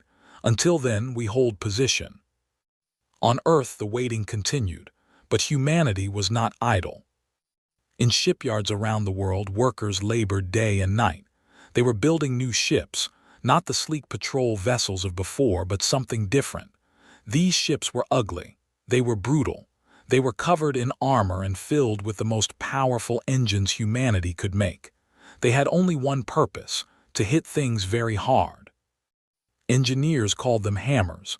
The public called them class ships, after the captain who showed them the way. Lieutenant Commander James watched the first hammer take shape in the orbital shipyard above Earth. He had survived the Defiance. He was one of only 3 crew members who had been in a section of the ship that broke off before impact. He had floated in space for 6 hours before rescue ships found him. 6 hours alone with his thoughts, watching the wreckage of the alien flagship drift past. Now he was helping build the weapons that would continue what his captain had started. She would have loved this, he said quietly. Next to him, another survivor nodded. Sarah Park had been the weapons officer on the Defiance. She had burns on her arms and a scar on her face from that day. She wore them proudly. She would have complained about the design, Sarah said. You know how she was about aesthetics. She always said a ship should be beautiful. These aren't beautiful. No, but they're effective. That's what matters now. Below them, on Earth's surface, other preparations were being made. Scientists worked to understand the alien technology from the flagship wreckage. They had recovered thousands of pieces of debris. Each one was a puzzle that might hold the key to fighting back. Dr. Maya led the research team. She was a physicist, not a warrior. Before the aliens came, she had been studying black holes. Now she was studying alien power systems and trying to figure out how to break them. The shield technology is remarkable, she told her team. It creates a field of compressed space-time around the ship. Energy weapons hit the field and are redirected. It's almost perfect. Almost. Almost? The key word is energy. The shields are designed to stop directed energy. Lasers, particle beams, plasma weapons, anything that moves at or near the speed of light. But physical objects, she smiled. Physical objects have mass, they have momentum, and momentum is very hard to stop. So the Defiance got through because it was a physical object. Yes, a very fast physical object. The shield slowed it down, but they couldn't stop it completely. The ship still hit with tremendous force. Doctor pulled up a diagram. If we can build weapons that move faster, hit harder, the alien shields become much less effective. Someone said, mass drivers, kinetic weapons. Exactly. The aliens have spent 1,000,000 years fighting enemies with energy weapons. They have never faced an enemy who throws rocks at them. Doctor laughed. Very fast rocks. Word of the research spread. Hope began to grow. Maybe humanity could fight back. Maybe they were not as helpless as they seemed. But the aliens were not idle either. On the command ship, Vexoran received reports from his scouts. The humans were building things, new ships, new weapons. They were preparing to fight. "They are brave," his first officer observed. "Foolish but brave." "Do not underestimate them," Vexoran warned. "Remember the defiance. Remember what one ship did to us. One ship caught us by surprise. It will not happen again." "Will it not? Look at these new vessels they are building." Vexoran showed the scout images on the screen. "No weapons that we can see, no offensive capability at all, just engines and armor. What do you think they are for?" The first officer's face changed as understanding dawned. "They are building more ships like the Defiance, ships designed to ram us." "Yes, they are turning their entire fleet into weapons. They are willing to throw themselves at us, ship after ship, until we are all dead or they are." That is insane. That is human, and that is why the High Council is worried. We could destroy their fleet. We could bombard their cities from orbit, but they would never stop fighting. They would throw rocks at us. They would crash their aircraft into our landing ships. They would attack us with their bare hands if they had nothing else. Vexoran turned away from the screen. "I have studied their history. They have a saying, 'Give me liberty or give me death.' They have said it for centuries. I thought it was just words. Now I know they mean it." Back on Earth, the people were starting to mean it too. In cities around the world, volunteers lined up to join the military. Young people, old people, people who had never held a weapon in their lives. They came because they had seen what the Defiance did. They came because they refused to surrender. Among them was a young woman named Maria. She was 20 years old. She had been studying to be a teacher. Now she was standing in line at a recruitment center in Ayers, waiting to sign up for the Space Navy. The recruiter looked at her application. "Are you related to?" "She was my cousin," Maria said. "We grew up together." The recruiter was silent for a moment. Then he stood up and saluted. "It is an honor." Maria felt tears in her eyes, but she blinked them away. "When do I start?" "Tomorrow. We're putting everyone through accelerated training. We don't have much time." Maria nodded.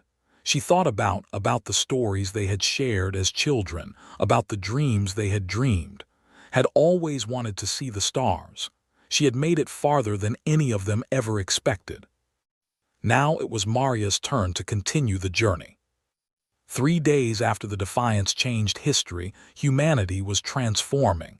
They were building weapons. They were training soldiers. They were preparing for a war that might destroy them. But they were not afraid. Fear had left them when showed them what courage looked like. In space, the alien fleet waited. Reinforcements were coming. 1,000,000 years of conquest was on their side. But humanity had something the aliens had never encountered before: the absolute refusal to kneel. The countdown to war continued, and everyone, human and alien alike, knew that when it began, the galaxy would never be the same. 20 days had passed. The alien reinforcements had arrived. What was once a fleet of 2,000 ships was now a force of over 8,000. They spread across the space between Mars and Earth like a dark cloud, blocking out the stars. It was the largest military force the Dominion had ever sent to conquer a single world. And they were not alone. A being had come with the reinforcements. His name, translated roughly, was the Bringer of Peace. He was not a military commander. He was something more dangerous. He was a negotiator. The Bringer of Peace had ended 1,000 wars without firing a shot. He understood how species thought. He knew how to find what they valued and use it against them. He had brought rebellions to their knees with words alone. Now he studied the humans through the screens of his ship. He watched their news broadcasts. He listened to their music. He read their books. And for the first time in his very long life, he was not sure he could win. "They are strange," he said to Commander Vexoran. "Every species values survival above all else. It is the most basic instinct, but these humans, they have placed other things above survival: honor, freedom, pride. They would rather die than lose these things. Then we cannot negotiate with them, Vexaron said. I did not say that. I said they are strange, not impossible. Every species has pressure points, things they care about more than their beliefs. We must find the human pressure point. Their families, the commander suggested. They form strong bonds with their offspring. Perhaps, but threatening their families might make them fight harder, not surrender. We need something more subtle. The bringer of peace was quiet for a moment. Give me time. Let me learn more about them. Do not attack yet. The High Council wants results. The High Council wants a successful conquest. A dead world is not a success. Give me time. Vexaron agreed. The attack was delayed. On Earth, humanity used every moment they were given. The first Hammer-class ship was complete. It was called the because there was no other name it could have. Lieutenant Commander James was given command. He stood on the bridge of the new ship and felt the weight of history on his shoulders. There was not a beautiful ship. It was 100 meters of armor and engines with no windows and no unnecessary systems. It was designed to do one thing: accelerate to maximum speed and hit whatever was in front of it. The crew compartment was at the very back, protected by layers of metal. When the ship hit its target, the crew would be thrown into escape pods automatically. Maybe they would survive. Maybe they would not. She's ready, Commander, the chief engineer reported. Best speed is 4% of light, faster than the Defiance. Nodded. 4% of light. Fast enough to punch through any shield, fast enough to break any ship. How many more ships like this do we have? 20 in the next 2 weeks. 100 by the end of the month, if we have that long. We have to. The training intensified. Pilots learned to fly the Hammer ships. They practiced acceleration runs, escape procedures, targeting systems. They knew what they were signing up for. They volunteered anyway. Maria was one of them. She had completed basic training in record time. Now she was learning to fly a Hammer. She was not the best pilot. She was not the student, but she had something the instructors valued more than skill. She was not afraid to die. The key is timing, her instructor explained. You start your run too early, they have time to shoot you down. Too late and you don't have enough speed. You need to find the perfect moment. How do I know when that is? You feel it. There's a moment in every battle when everything comes together, when you know what you have to do. Captain felt it when she ordered that charge. You'll feel it too when the time comes. Maria practiced every day. She ran simulations until she could do them in her sleep. She was getting better. She was getting ready. Meanwhile, Dr. Maya's research team made a breakthrough. The alien communication system, she announced to the military leaders. We've figured out how to jam it. General Williams leaned forward. Explain.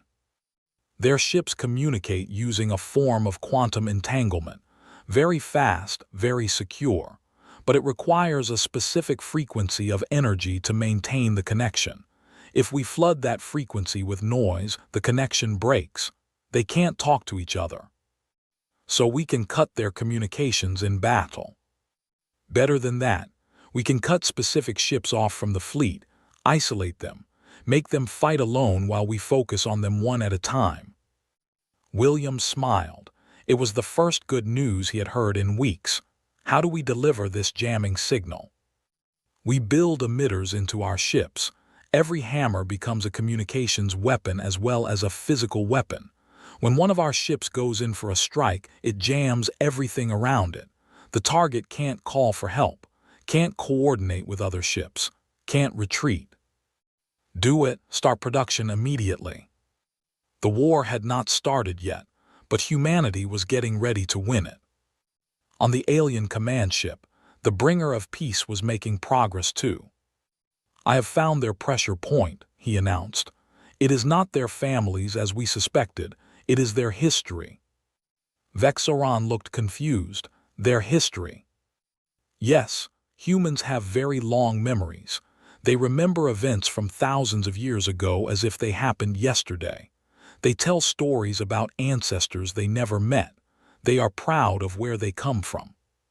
How does this help us? Because their history is full of failure, wars they lost, civilizations they destroyed, mistakes they made. The bringer of peace brought up images on the screen. They had a period called the Dark Ages, a time when knowledge was lost, progress stopped, and millions died from disease and war. They still fear that time. They fear going backwards. So we offer them a choice: join the Dominion and advance forever. We give them technology beyond their dreams. We cure their diseases. We extend their lives. We take them to the stars. The bringer paused. Or refuse, and we destroy their technology. We burn their cities. We send them back to that dark age they fear so much.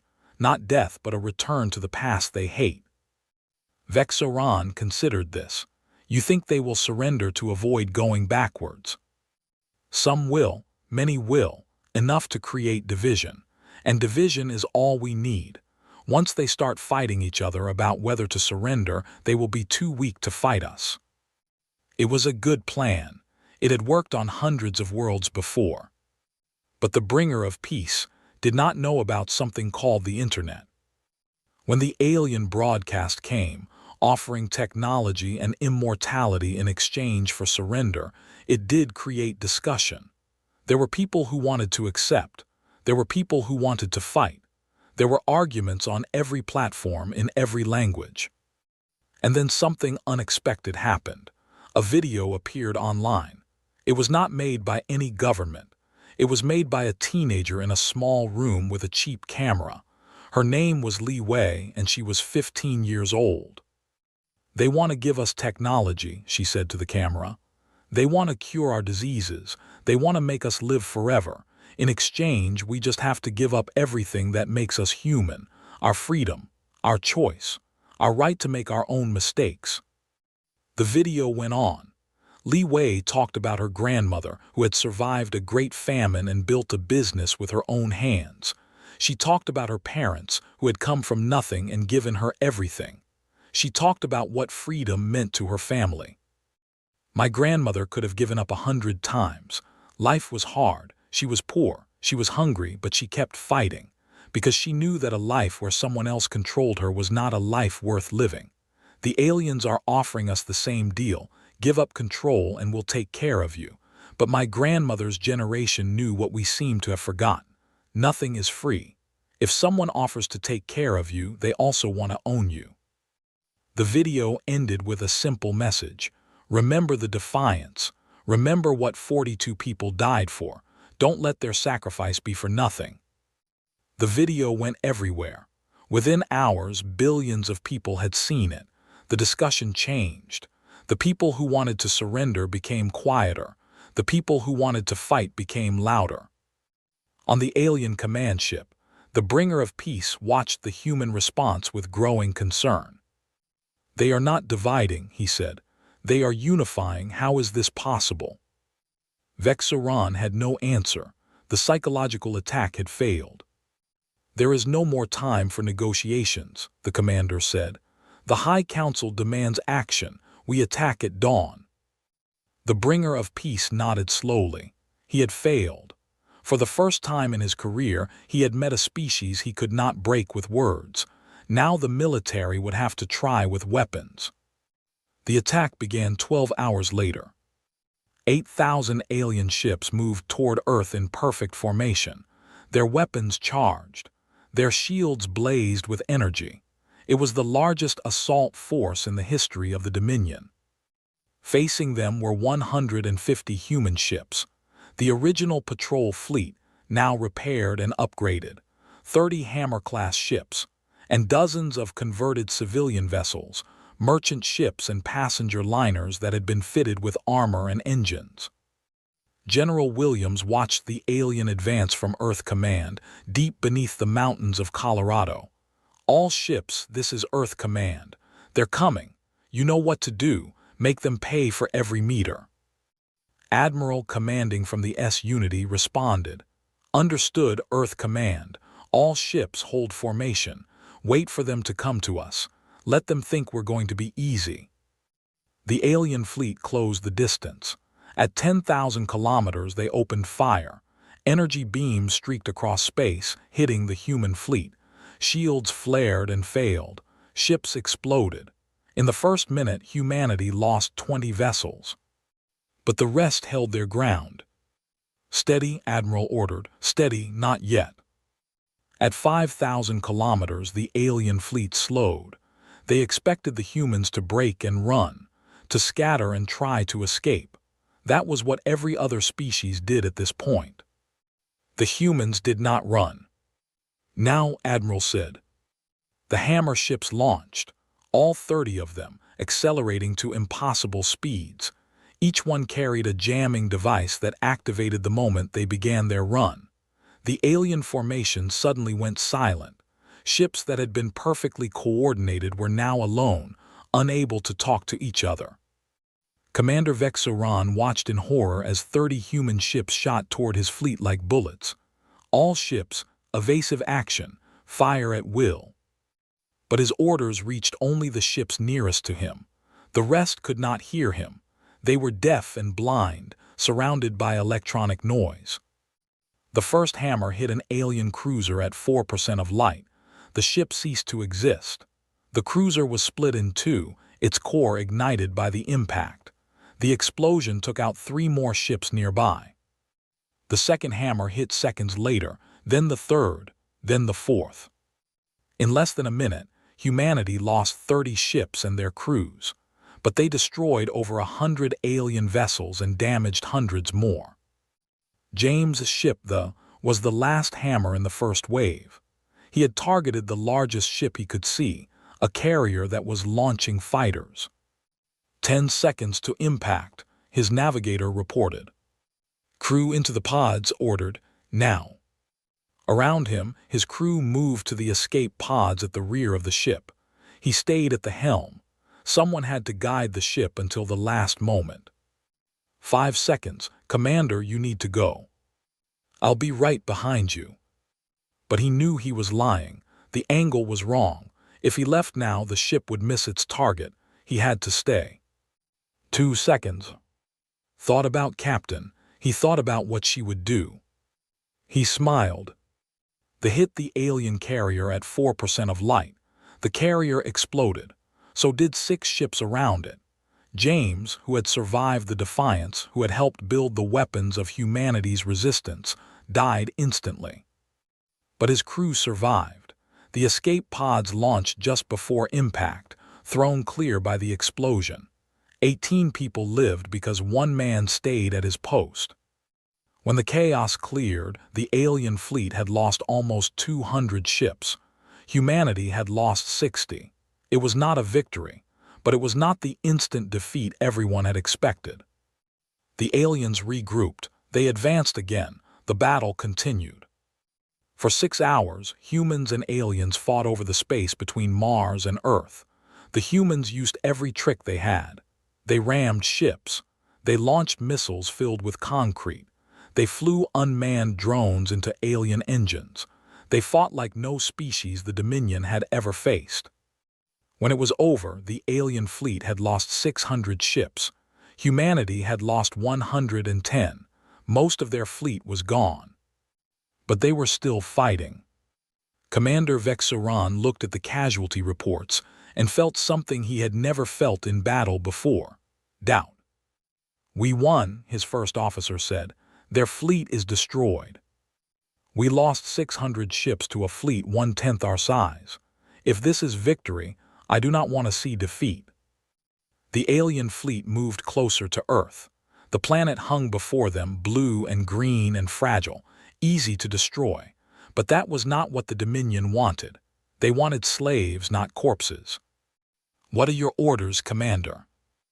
Vexoran was silent for a long moment. Then he made a decision that would change everything. "We will not bombard the planet. We will not destroy them from orbit. We are going to land troops and take this world the old way, face to face." "Commander, their resistance on the ground could be." "Could be what? Worse than this?" Vexoran gestured at the debris field around them, the remains of 600 Dominion ships. "No, We tried to scare them. We tried to overwhelm them. Neither worked. Now we fight them on their terms. We show them that no matter how brave they are, they cannot stop us. The order went out. Thousands of landing ships began their descent toward Earth. The war was no longer in space. It was coming to the ground, and humanity was ready to meet it. Maria, watching from Earth's surface, saw the alien ships enter the atmosphere like falling stars. She gripped her weapon and waited. Had shown them how to fight in space. Now it was time to show the aliens how humans fought on land. The alien landing ships came down like rain, thousands of them falling through Earth's atmosphere, their heat shields glowing red against the sky. People across the planet stopped and watched. Some prayed, some cried, some picked up whatever weapon they could find and waited. The aliens chose their landing zones carefully. Major cities, industrial centers, military bases. They expected quick victories. They expected the humans to see their overwhelming numbers and surrender. They were wrong. In New York, the first landing ship touched down in Central Park. The hull opened, and 200 alien soldiers poured out. They were tall, skinned, with 4 arms and eyes that could see in every direction at once. They carried energy weapons that could cut through steel. They made it 50 meters before the first explosion hit. The humans had prepared. Every city had been fortified. Every street had been turned into a trap. The aliens walked into a world that was designed to kill them. From the buildings around the park, humans opened fire, not with energy weapons. They did not have those. They used bullets, explosives, fire, and anything else they could find. One man threw a pot of boiling water from his apartment window onto an alien below. It was not much, but it was something.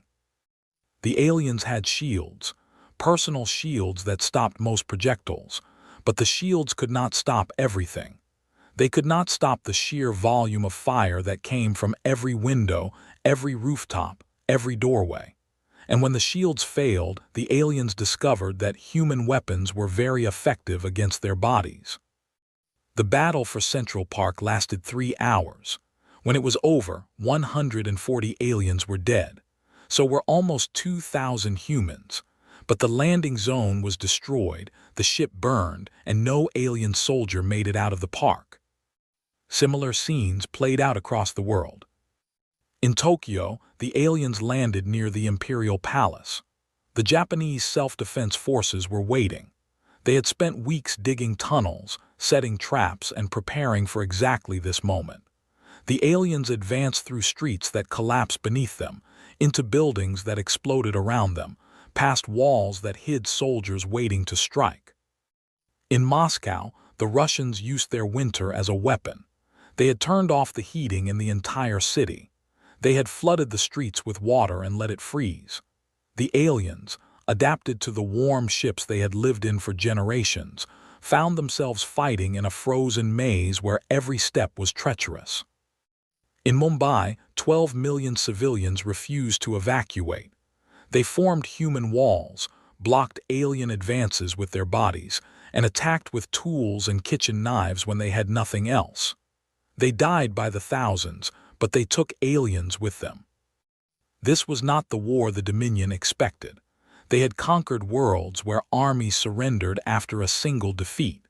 They had taken planets where populations welcomed them as saviors from their own failing governments. They had never faced a world where every single person was a soldier. Commander Vexaron received reports from every landing zone. None of them were good. "We have taken significant casualties," his ground commander reported. "For every human we kill, 10 more appear. They attack from everywhere. They use weapons we have never seen. They turn their own buildings into traps. They strap explosives to their own bodies and walk into our formations." How many have we lost? 20,000 ground troops in the first day. Vexaron was silent. 20,000 soldiers in one day. On most worlds, that would be the total casualties for an entire conquest. Here it was just the beginning. "Continue the assault," he ordered. "We have millions more soldiers. They will run out of fighters before we do. But he was not sure he believed his own words. Maria was in airs when the aliens came. She had been assigned to a ground defense unit after her hammer training was complete. Now she was in the streets of her, fighting for every block. Her unit was 12 people. They had rifles, grenades, and a single rocket launcher. Against them was an alien squad of 30 soldiers with shields and energy weapons. The odds were impossible. But impossible was just another word now. It had lost its meaning when the Defiance flew into that flagship. "They're coming down 9, her squad leader reported. 30 of them, moving in formation. Maria looked at the street. It was one of the widest avenues in the world, perfect for an alien advance, terrible for defenders. "What's the plan?" "We slow them down. That's all we can do. Buy time for the civilians to evacuate." Maria nodded. She thought about what her cousin would do in this situation. What if we don't just slow them down? What if we stop them? The squad leader looked at her. How? Maria pointed at the buildings on either side of the avenue. "Those are old buildings, brick and stone. If we bring them down, we collapse the whole street, block their advance. And us with it." The squad leader was quiet for a moment, then she smiled. "Your cousin was." "Yes." "I can see the family resemblance." The squad leader turned to the rest of the unit.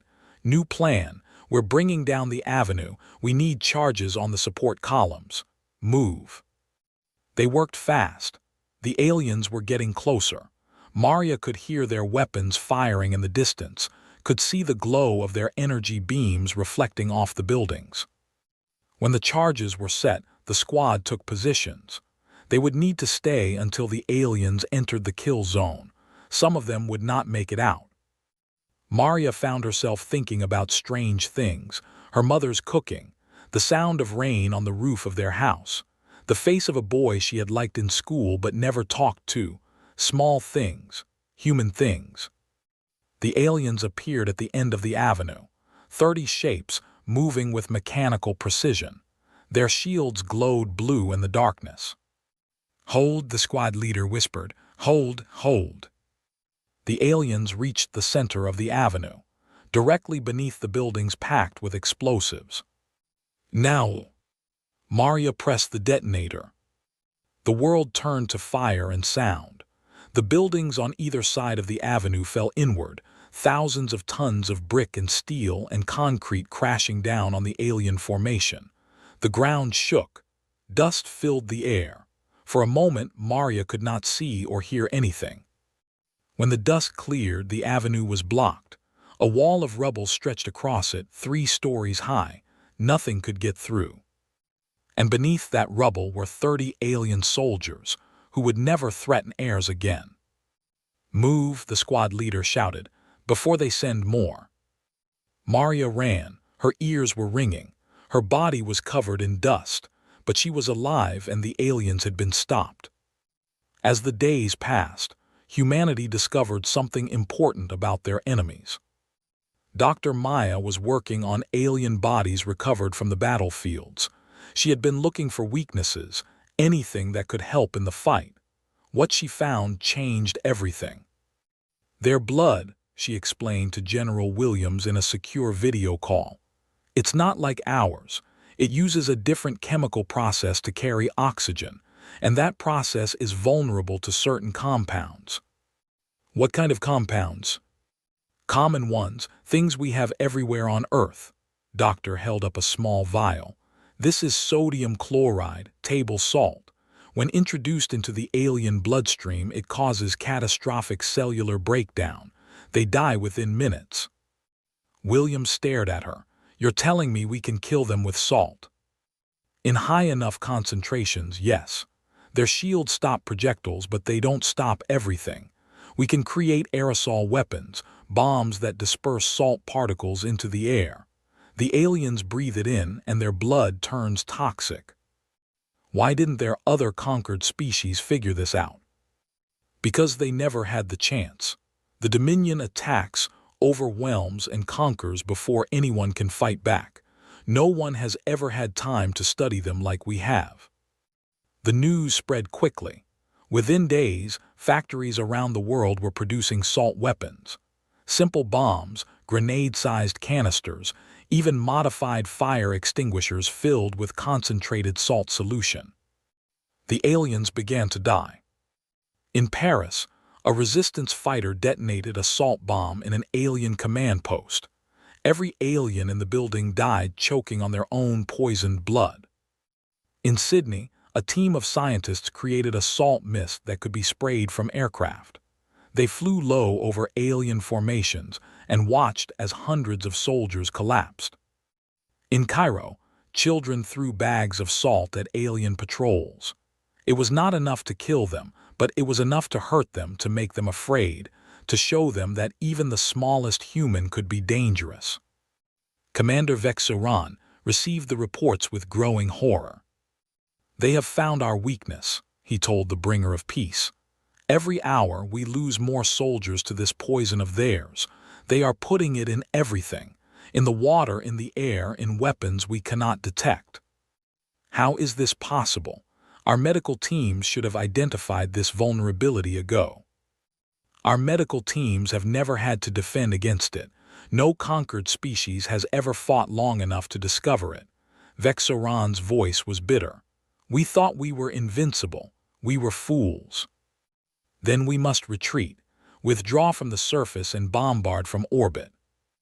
And kill them all. The High Council wants slaves, not corpses. The High Council will want nothing if we lose this war." The bringer of peace stepped closer to the commander. "You do not understand what is happening. Word of this is spreading. Other species in the Dominion are watching. If we lose here, if these humans defeat us, every conquered world will believe they can do the same. The entire empire could fall." Vexoran understood. This was no longer just a battle for one planet. This was a battle for the soul of the Dominion. "We will not retreat," he decided. "We will adapt, order all troops to use sealed suits, filter the air, purify the water. We will take this world even if it kills us." The war continued, but now it was different. The aliens were no longer the unstoppable force they had seemed. They were fighting for their lives just like the humans. Maria was promoted to sergeant after the battle for heirs. She led her squad through a dozen more engagements, each one harder than the last. She lost friends. She gained scars. She watched the city she loved turn into a... But she also watched the aliens fail. Every day the human resistance grew stronger. More weapons, more fighters, more salt. The aliens were still powerful, still deadly, still winning many battles, but they were losing the war. Slowly, painfully, one casualty at a time. On the 63rd day of the invasion, Maria was part of a force that retook the center of heirs. The aliens had fortified the old congressional building. They had thousands of troops inside. The humans had more. The battle lasted 18 hours. Maria was in the first wave that breached the building. She fought through corridors filled with smoke and fire, her rifle in her hands, her squad at her side. She saw aliens die. She saw humans die. She almost died herself twice. When it was over, the building was in human hands. The alien flag that had flown over it was torn down and replaced with the blue and white of Argentina. Maria stood on the steps of the building and looked out at the city. It was ruined, burned and broken, but it was free. Behind her, a soldier held up a communication device. "Sergeant, there's a call for you, from Earth Command." Maria took the device. "This is..." "Sergeant, this is General Williams. I've been following your unit's progress. Impressive work." "Thank you, sir. I have a new assignment for you. We're planning something big, something that could end this war. We need soldiers who aren't afraid to do what needs to be done. Your name was at the top of every list."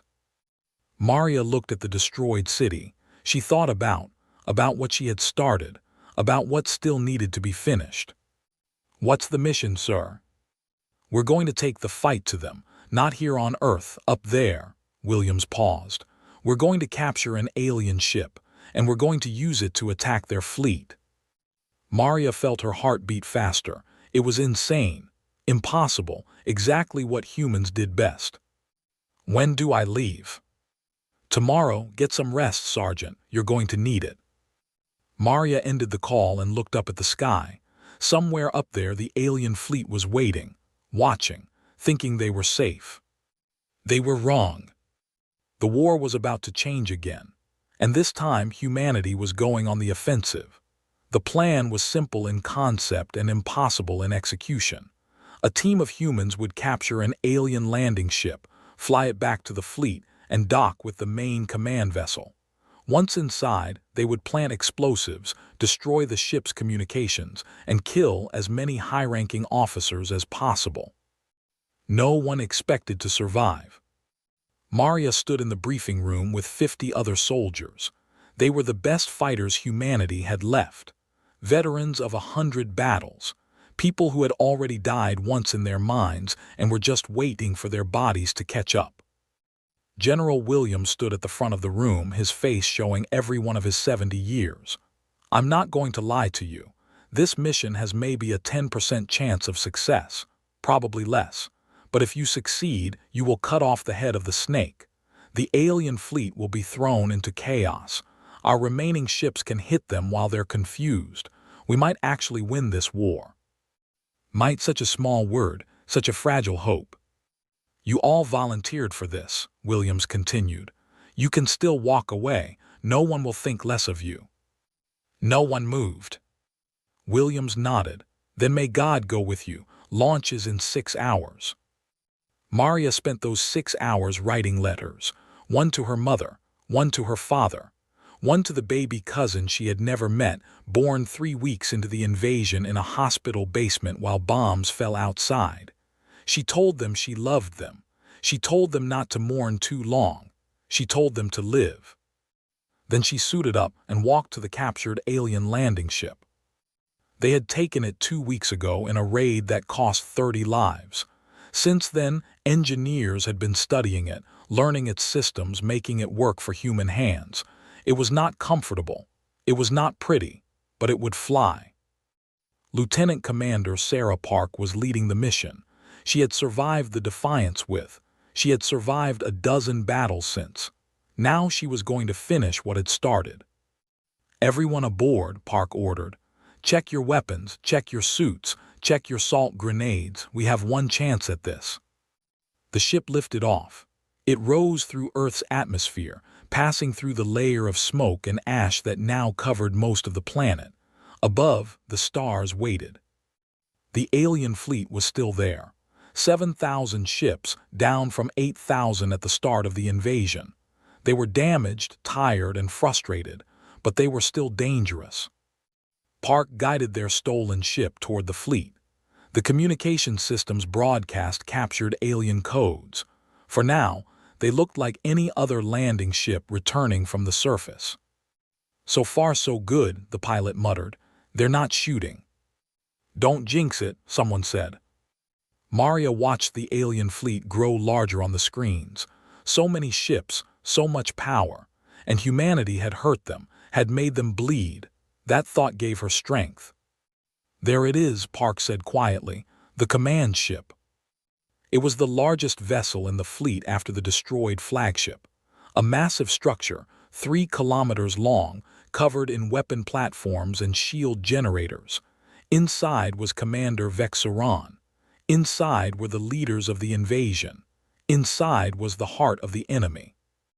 "We're receiving a docking request," the pilot reported. "They want to know why we're approaching the command ship." Park had prepared for this. "Tell them we're carrying a wounded high officer. We need immediate medical attention." The pilot transmitted the message. Everyone held their breath. The response came back. "Permission granted, dock at Bay 7. Maria let out a breath she did not know she was holding. They were in. The ship entered the massive docking bay. Around them, alien workers moved about their tasks, paying little attention to the new arrival. They had no reason to suspect anything. No species had ever attacked the Dominion from inside their own ships. "Helmets on," Park ordered. "Salt grenades ready. We move fast and we hit hard. Primary target is the bridge. Secondary targets are the engineering section and the communication array. Teams Alpha, Beta, and Gamma will split off at the first junction. Team Delta stays with me." Maria was in Team Delta. She checked her rifle one more time. Her hands were steady. Her mind was clear. "May God have mercy on us," someone whispered. "God helps those who help themselves," Park replied. "Let's go." The hatch opened. 50 humans poured out into the alien ship. The first aliens they encountered were workers, unarmed and surprised. They died before they could raise an alarm. The teams moved through the corridors, following maps created from the captured ship's computer systems. They were inside the beast now, inside the monster that had killed so many of their people. The first real resistance came at a security checkpoint, a squad of alien soldiers with weapons ready, but they were not prepared for the salt grenades. The small canisters flew through the air, burst open, and filled the corridor with white mist. The aliens breathed it in. They screamed. They fell. Maria stepped over their bodies and kept moving. Team Alpha split off toward engineering. Team Beta headed for communications.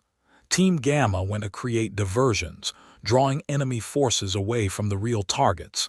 Team Delta, with Maria and Park, continued toward the bridge. The aliens were reacting now. Alarms sounded. Soldiers filled the corridors. The element of surprise was gone. But humans had another element, determination. Maria fought through the alien ship like a woman possessed. She did not think about dying. She did not think about living. She thought only about moving forward, about reaching the bridge, about finishing the mission. Had started this. Maria would end it.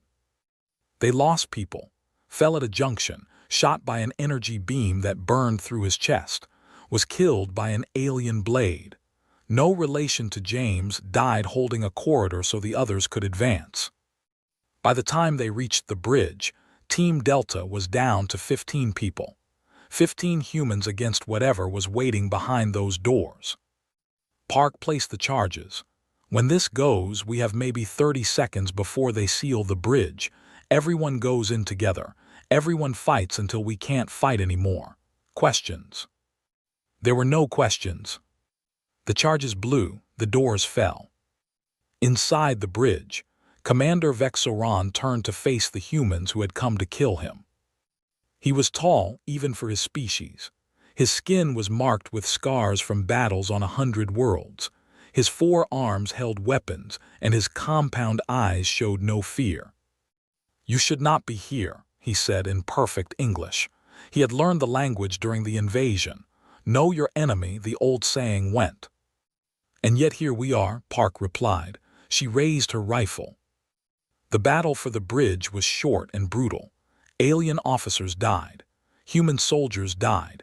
Energy beams and bullets filled the air. Maria threw her last salt grenade and watched 3 aliens choke on their own blood. When it was over, 5 humans stood among the bodies. Park, Maria, 3 others whose names Maria could not remember through the haze of combat. Commander Vexoran was still alive. He was wounded, bleeding from a dozen wounds, but he refused to fall. He stood at the center of his ruined bridge, surrounded by the bodies of his officers, and faced the humans who had destroyed everything. "You cannot win," he said. "Even if you kill me, the Dominion will send more ships, more soldiers. We have conquered 10,000 worlds. We will conquer yours." Park walked toward him, her rifle aimed at his head. "Maybe, but you won't be there to see it." "Wait," Maria stepped forward. "Don't kill him yet."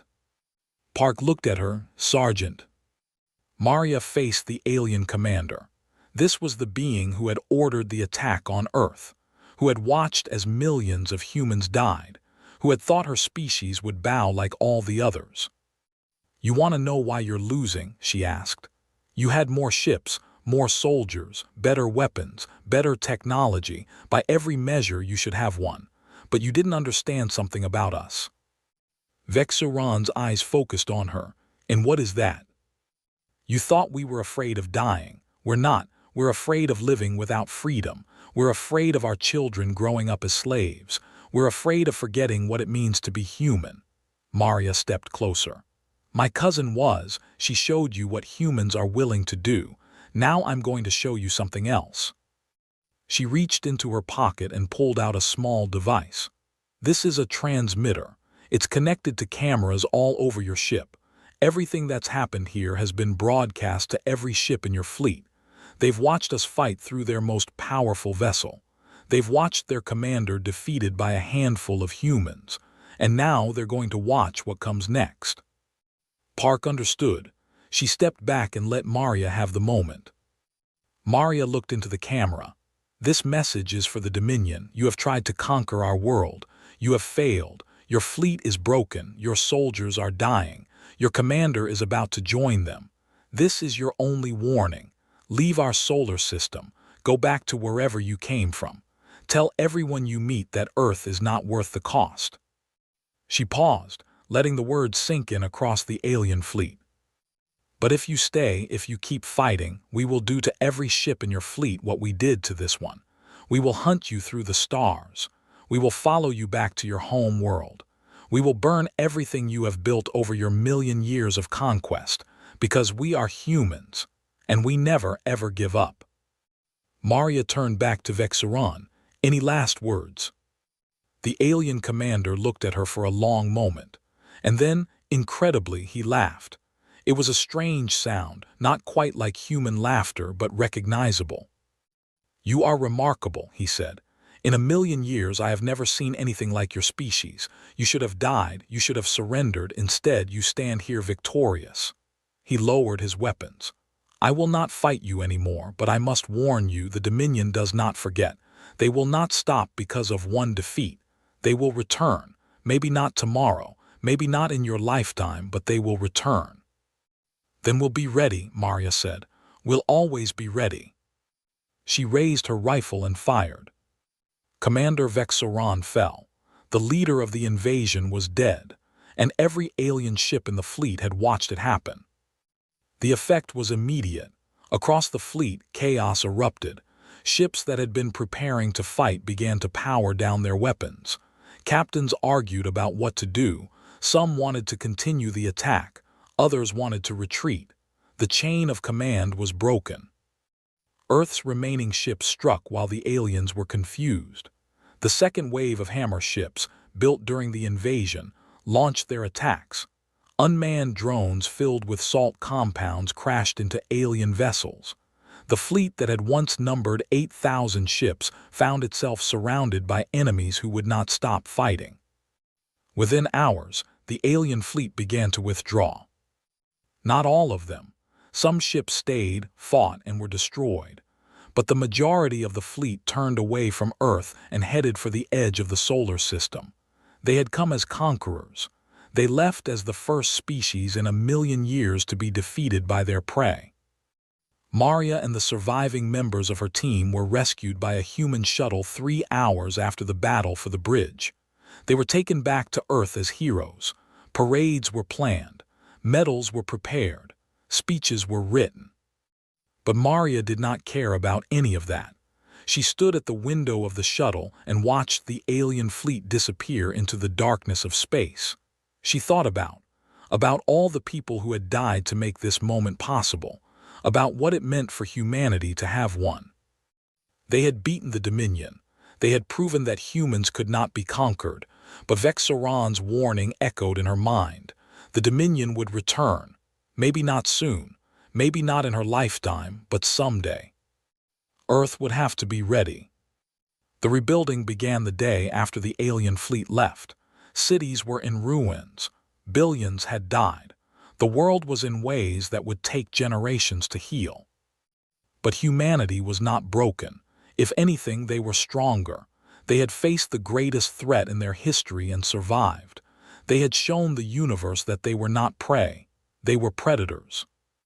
New ships were built, not just hammer ships designed for one attack, but real warships capable of fighting across the stars. Scientists studied the alien technology recovered from crashed ships, learned from it, improved upon it. Within a decade, humanity had developed shields and weapons that matched the Dominion. Within a century, they had surpassed them. Earth reached out to other worlds, not as conquerors but as liberators. They found the species the Dominion had enslaved and offered them a choice: join humanity in a new alliance or remain alone. Most chose to join.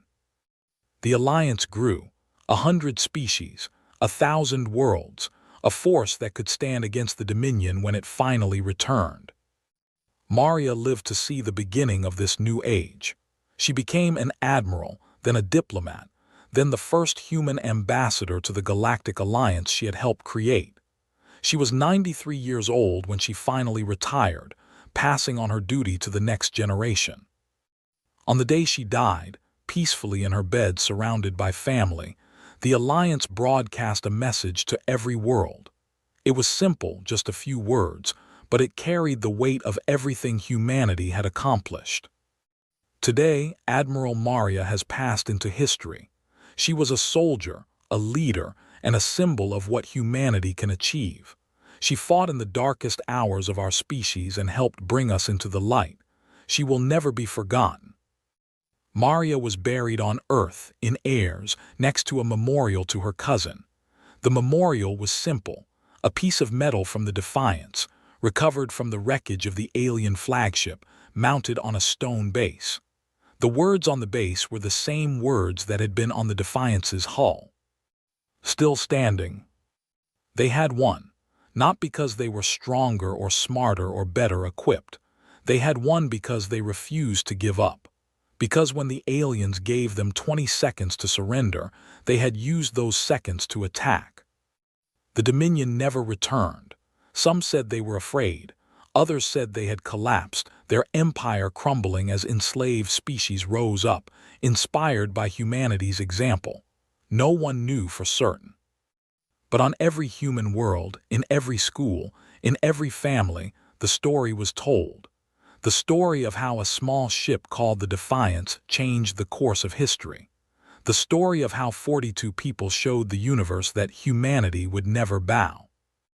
And on every alien world that had heard that story, beings of 1,000 different species looked up at the stars and said the same thing.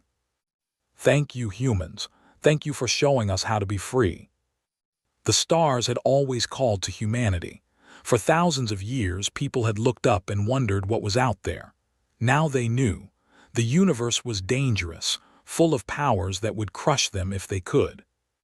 But the universe had also learned something about humanity. They were not a species that surrendered. They were not a species that bent. They were a species that fought back. And that made all the difference. On the memorial to, someone had added a new line below, still standing. It was carved there by an unknown hand, sometime in the decades after the war. No one knew who wrote it, but everyone agreed it was perfect. It said, "And we always will be."